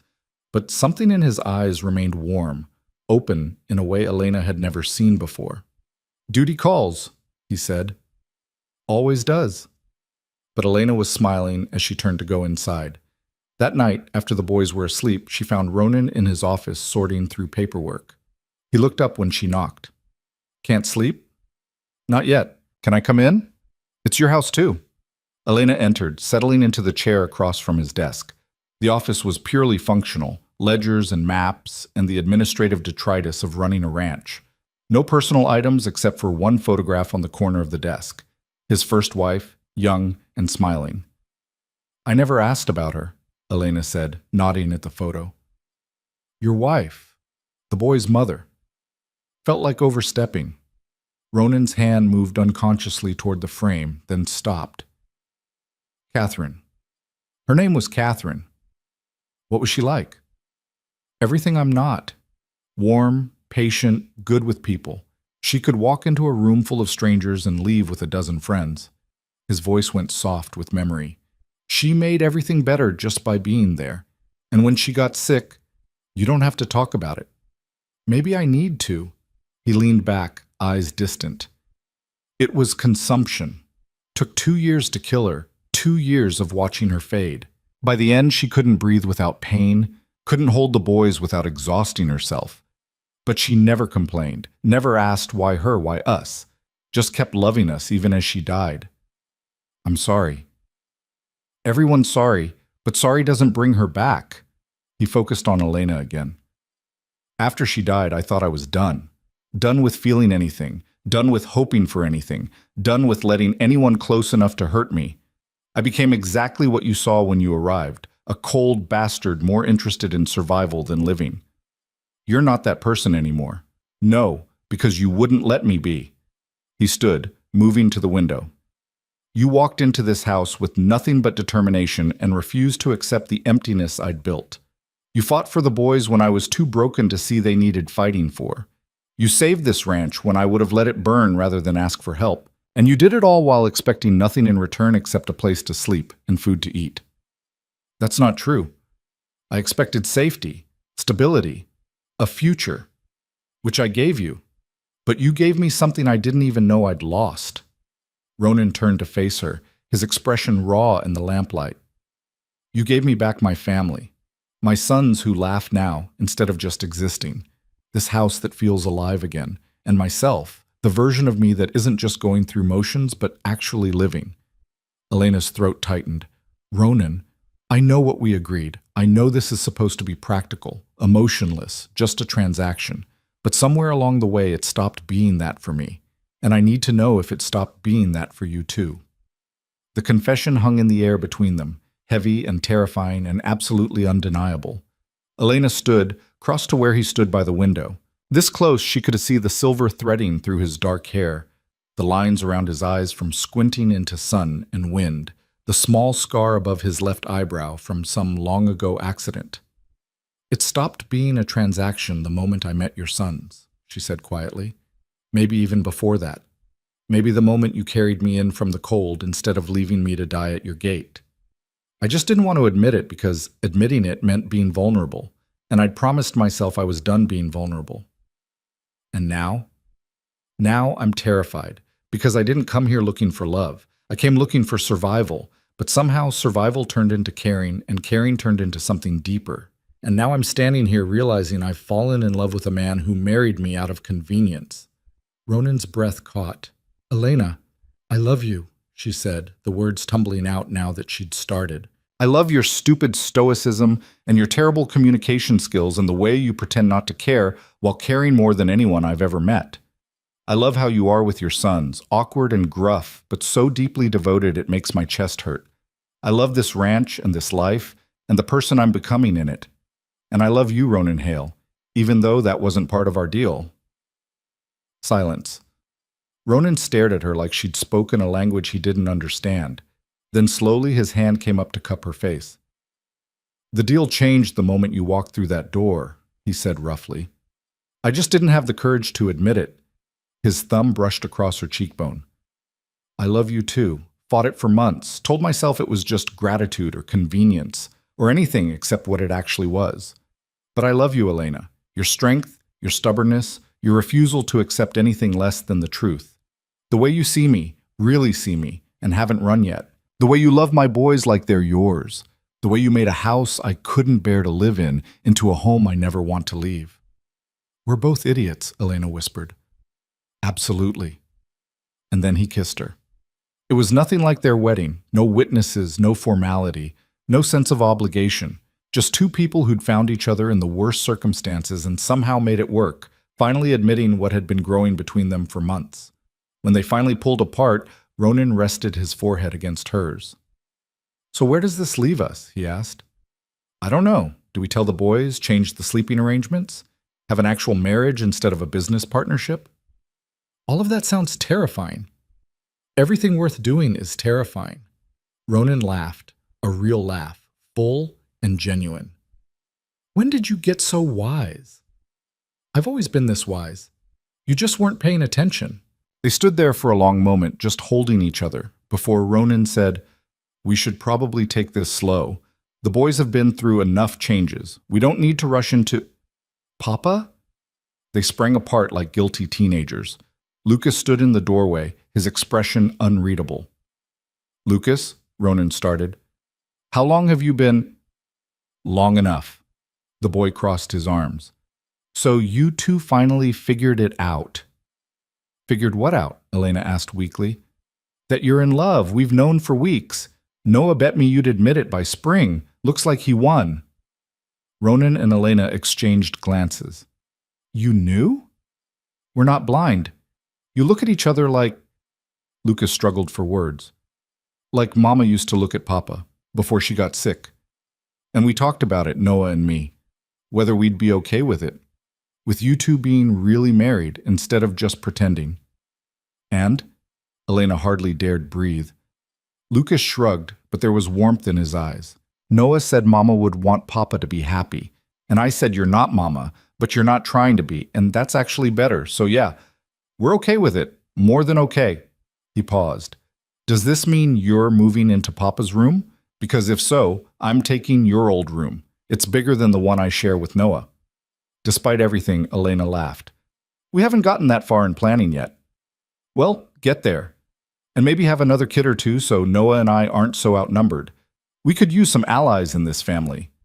He left before either adult could respond, leaving them staring after him in shock. Did our son just give us permission to have more children? Ronan asked. I think he did. And possibly gave us relationship advice? That too. They looked at each other and burst into laughter, the kind that came from relief and joy and the sheer absurdity of their situation. The next week they rode into town together, all four of them, because the boys insisted on coming. At the land office, Elena signed the papers that made her half owner of the ranch, her hand steady despite the enormity of what it meant. She owned land now, real property, security that couldn't be taken away on someone else's whim. Afterwards, Ronan surprised her by leading them to the small church where they'd been married. What are we doing here? Elena asked. Getting married? Again. Properly this time. Reverend Pike greeted them with his usual gruff humor. Back so soon? The first one didn't take? It took, Ronan said. We're just doing it better this time. The ceremony was simple, but genuine. The boys served as witnesses, standing proud beside their father. And when Pike asked if they took each other for love, not just convenience, they both answered yes without hesitation. The kiss that sealed it was longer this time, more certain. And when they pulled apart, Noah was crying happy tears, while Lucas tried very hard to look unaffected and failed completely. You're really my mother now, Noah said, hugging Elena tightly. I've been your mother for months, sweetheart. This just makes it official. Can I call you Mama, or is that weird since you're not... You can call me whatever feels right to you. Mama, then. He said it like testing the word, then smiled. Mama. Lucas hung back, still processing. Elena caught his eye, gave him space to feel whatever he needed to feel. After a moment, he stepped forward. I'm not calling you Mama, he said. Elena's fine, but... He took a breath. But I'm glad you're staying, for real this time. Me too, Elena said, pulling him into a hug he only half resisted. They rode home as a family, laughing and talking, the boys arguing about who got which room and whether they should get a dog and what they wanted for dinner. Ronan's hand found Elena's, squeezing gently. No regrets? He asked quietly. Only that we wasted so much time pretending. We needed that time. To build trust, to become a family. This wouldn't have worked if we'd forced it earlier. Always so practical. Someone has to be, since you're clearly the romantic one. Elena snorted, says the man who just orchestrated a surprise second wedding. What can I say? You're a terrible influence. That night, after the boys were finally asleep in their newly arranged rooms, Elena stood in the doorway of what had been Ronan's bedroom and was now theirs. He was already there, looking uncharacteristically nervous. We don't have to rush this, he said. If you need more time, Ronan, stop talking. She crossed to him, and this time when they came together, it was without fear or hesitation. This was her husband, her home, her future, and she was finally, completely his. The following weeks brought a different kind of peace to the ranch. Spring advanced into summer, bringing with it long days of hard work and longer evenings of contentment. Elena and Ronan learned to navigate actual marriage. The fights over small things, the compromise, the daily choice to love each other even when it was hard. The boys thrived, their lessons expanding, their laughter more frequent. And then, one morning in late June, everything changed again. Elena woke to the sound of dogs barking, the same aggressive warning that had preceded Cutter's arrival. Her heart stopped. They'd paid the debt. What could those men possibly want now? She and Ronan reached the window at the same time, looking out to see not 5 riders but nearly a dozen, and these men looked even more dangerous than Cutter's crew. "Wake the boys," Ronan said quietly. "Get them to the root cellar. Lock it from inside." "I'm not hiding." "Elena, please, this isn't like before. Those are Pike's men, and if they're here, it's not to collect debt." He grabbed the rifle. "It's to take the ranch by force. So please, for the love of everything, get our son somewhere safe and stay there until I come for you." The fear in his voice was unmistakable. Elena nodded, already moving toward the boys' rooms. But as she woke Lucas and Noah, she was thinking, planning. Remembering Ronan's words from months ago about the rifle above the mantel being loaded. She got the boys into the root cellar with instructions to stay quiet no matter what they heard. Then, instead of joining them, she locked them in from the outside and returned to the house. Ronan was on the porch, rifle aimed at the lead rider, a man even bigger and meaner looking than Cutter. "Ronan Hale," the man called. "Been looking forward to meeting you. Name's Garrett. I work for Mr. Pike. You know why I'm here?" "No idea. We paid the debt." "You paid Cutter's debt. But see, Cutter was operating on his own terms, making side deals. Pike never authorized forgiveness. He wants his full amount, $800 plus 6 months of interest. Comes to about $1,100 now." Elena felt ice flood her veins. This was a setup. Pike had sent Cutter with one deal, then sent Garrett to collect a different debt. It was a trap designed to take the ranch no matter what Ronan did. "I don't have $1,100, Ronan said steadily. "Then we'll take it in land. Say, this whole ranch seems about worth it. You and your family can leave peacefully, or we can make it unpleasant. Your choice." "My choice is you get the hell off my property before I start shooting," Garrett smiled. "One rifle against 12 men? I like those odds." This was it. This was the moment where everything could fall apart, where the family they'd built could be destroyed by men who saw violence as just another business tool. Elena made a decision. She stepped onto the porch, carrying the second rifle she'd retrieved from inside. "Elena," Ronan started. "Make it 2 rifles against 12 men, she said calmly. "I'm a terrible shot, but at this range, I'll hit something." Garrett's attention shifted to her. "Well now, the wife wants to play hero?" "The wife wants to protect her home, same as her husband." "Noble, stupid, but noble." Garrett's hand moved toward his gun. "Last chance, leave peacefully or die here. What's it gonna be?" In the tense silence that followed, Elena heard something that changed everything, the sound of more horses approaching. Many more. She risked a glance and felt hope surge through her chest. At least 20 riders were cresting the hill, led by Reverend Pike, and followed by what looked like every neighboring rancher within a day's ride. Garrett heard them too, his expression shifting from confidence to concern. Pike rode straight through Garrett's men, scattering them, and pulled up beside Ronan's porch. "Sorry we're late," the Reverend said. "Had to gather the neighbors. Got your message yesterday about Pike's men planning to take your ranch. Figured you could use backup." Elena glanced at Ronan, confused. He had the grace to look slightly sheepish. "I might have sent word when I heard rumors about Garrett coming. Called in every favor I had. These are good men. We look out for each other out here." The neighboring ranchers surrounded Garrett's crew, rifles visible and ready. The odds had shifted dramatically. Pike addressed Garrett directly. "Now, I don't know what lies your boss told you, but Ronan Hale paid his debt in full. I witnessed it, and we don't take kindly to claim jumpers and fraudsters in this territory. So you can ride back to wherever you came from and tell your Mr. Pike that if he has a problem, he can take it up with me and every rancher in a 50-mile radius." Garrett looked at the assembled force, calculating odds, and finding them unacceptable. "This isn't over." "Yeah, it is," Ronan said. "And if any of Pike's men show up on my land again, they'll leave in a box. That's not a threat. That's a promise." For a long moment, violence hung in the balance. Then Garrett jerked his horse's reins and rode out, his men following. The threat wasn't gone. Men like Pike didn't forget slights, but it was deferred.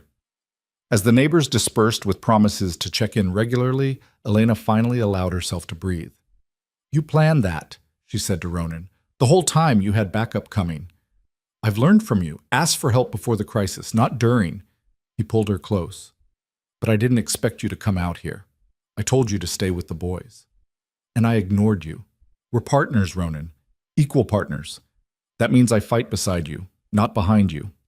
He looked at her for a long moment, then kissed her forehead. "I'm never going to win an argument with you, am I? Not a chance." They retrieved the boys from the root cellar, explaining what had happened. Lucas looked at Elena with newfound respect. "You stood up to 12 armed men?" "Your father was standing up to them. I just joined him." "Still, that's pretty brave, for a teacher." "For anyone," Ronan corrected. "Your mother's the bravest person I know." Elena's heart swelled at the casual way he said it. Your mother. Not Elena, not my wife, but mother. The title she'd earned through love and sacrifice, and the daily choice to show up for these boys. That night, as they lay in bed together, Ronan traced patterns on her shoulder. "I've been thinking," he said. "Dangerous habit." "About what Lucas said. About more children." Elena stilled. "And I think I'd like that. If you would. Building something new together, not just preserving what was." He propped himself up on one elbow. "But only if you want it. No pressure. You've already given us so much." Elena thought about it, about tiny hands and sleepless nights and the beautiful chaos of growing their family, about creating life in this harsh place, about hope and continuity and legacy. "I'd like that too," she said. "Not right now, but someday, when we're ready." "Someday," Ronan agreed, and kissed her. The seasons turned. Summer faded to autumn, autumn to winter, and winter back to spring again. The threats from Pike never materialized. Apparently word had spread about what happened, and even claim jumpers thought twice about targeting a ranch protected by every neighbor within riding distance. Elena's garden flourished. The boys grew taller, smarter, more confident. Lucas started talking about veterinary college, inspired by Noah's endless animal questions. Noah declared he wanted to be a teacher like his mother, which made Elena cry happy tears for an hour. And one day in early summer, Elena realized she was late. Very late. She told Ronan on an evening when the boys were at a neighbor's ranch for a gathering. He was reading in bed, glasses perched on his nose, a detail that still made her smile, this rough rancher needing reading glasses. "I think I'm pregnant," she said without preamble. The book fell from his hands. "You think?" "Pretty sure. I'll know for certain in a few weeks, but all the signs are there." Ronan pulled her into his arms, his face buried in her hair. She felt him shaking and realized he was crying. This stoic man who rarely showed emotion was crying. "Thank you," he whispered. "Thank you for giving me a second chance at this. At family, at love, at everything. Thank me after the baby arrives and we're both exhausted and covered in spit up." He laughed through tears. "Deal." When they told the boys, Lucas groaned dramatically, while Noah whooped with excitement. "Finally!" Noah exclaimed. "We're going to be the best big brothers." "We're going to be exhausted big brothers," Lucas corrected, but he was smiling. The pregnancy progressed smoothly through summer and fall. Elena worked right up until the last weeks, teaching the boys, managing the house, helping with lighter ranch work despite Ronan's protests. The neighboring women rallied around her, offering advice and hand-me-down baby clothes, and the kind of community support that made frontier life possible. And on a cold January night, with a midwife in attendance and Ronan gripping her hand hard enough to bruise, Elena gave birth to a daughter. They named her Catherine, after Ronan's first wife. It felt right, honoring the woman who'd come before, acknowledging that this new life was built on the foundation of what had been lost.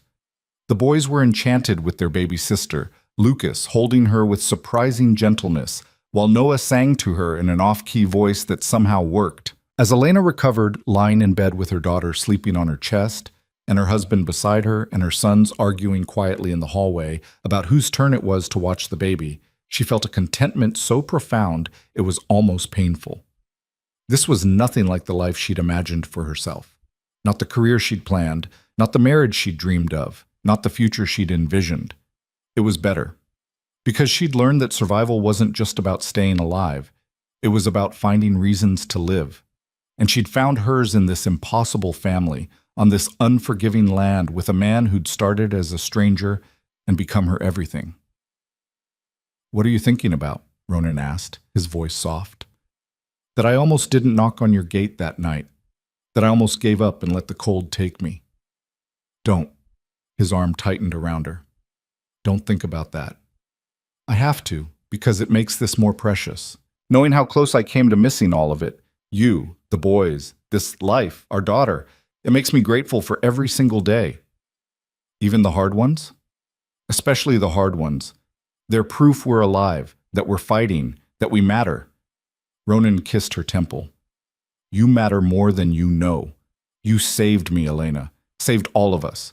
Turned a house of ghosts into a home full of life." "We saved each other. That's how it works."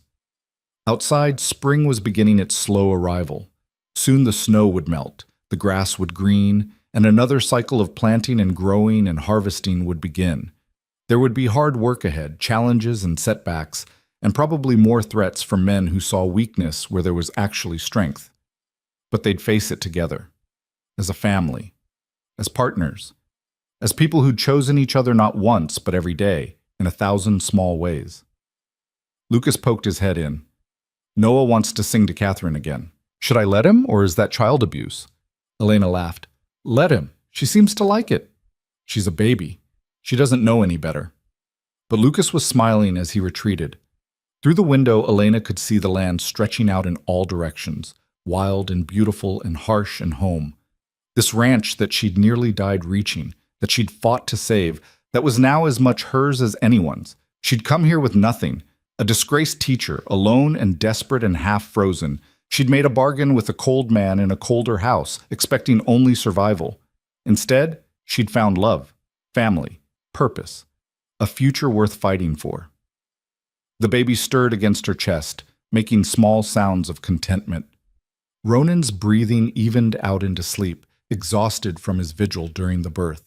And somewhere in the house, her sons were arguing over whose turn it was to fetch wood, their voices carrying the kind of comfortable bickering that only came from security and love. Elena closed her eyes, finally allowing herself to rest. She'd survived. They all had. And in surviving, they'd built something extraordinary, a family forged through ice and fire, desperation and choice, loss and love. This was her legacy now. Not lessons taught in a classroom, but children raised with love. Not words written in books, but a life lived fully and fiercely. Not comfort and ease, but challenge and growth, and the deep satisfaction of knowing she'd made a difference. The frontier had tried to break her.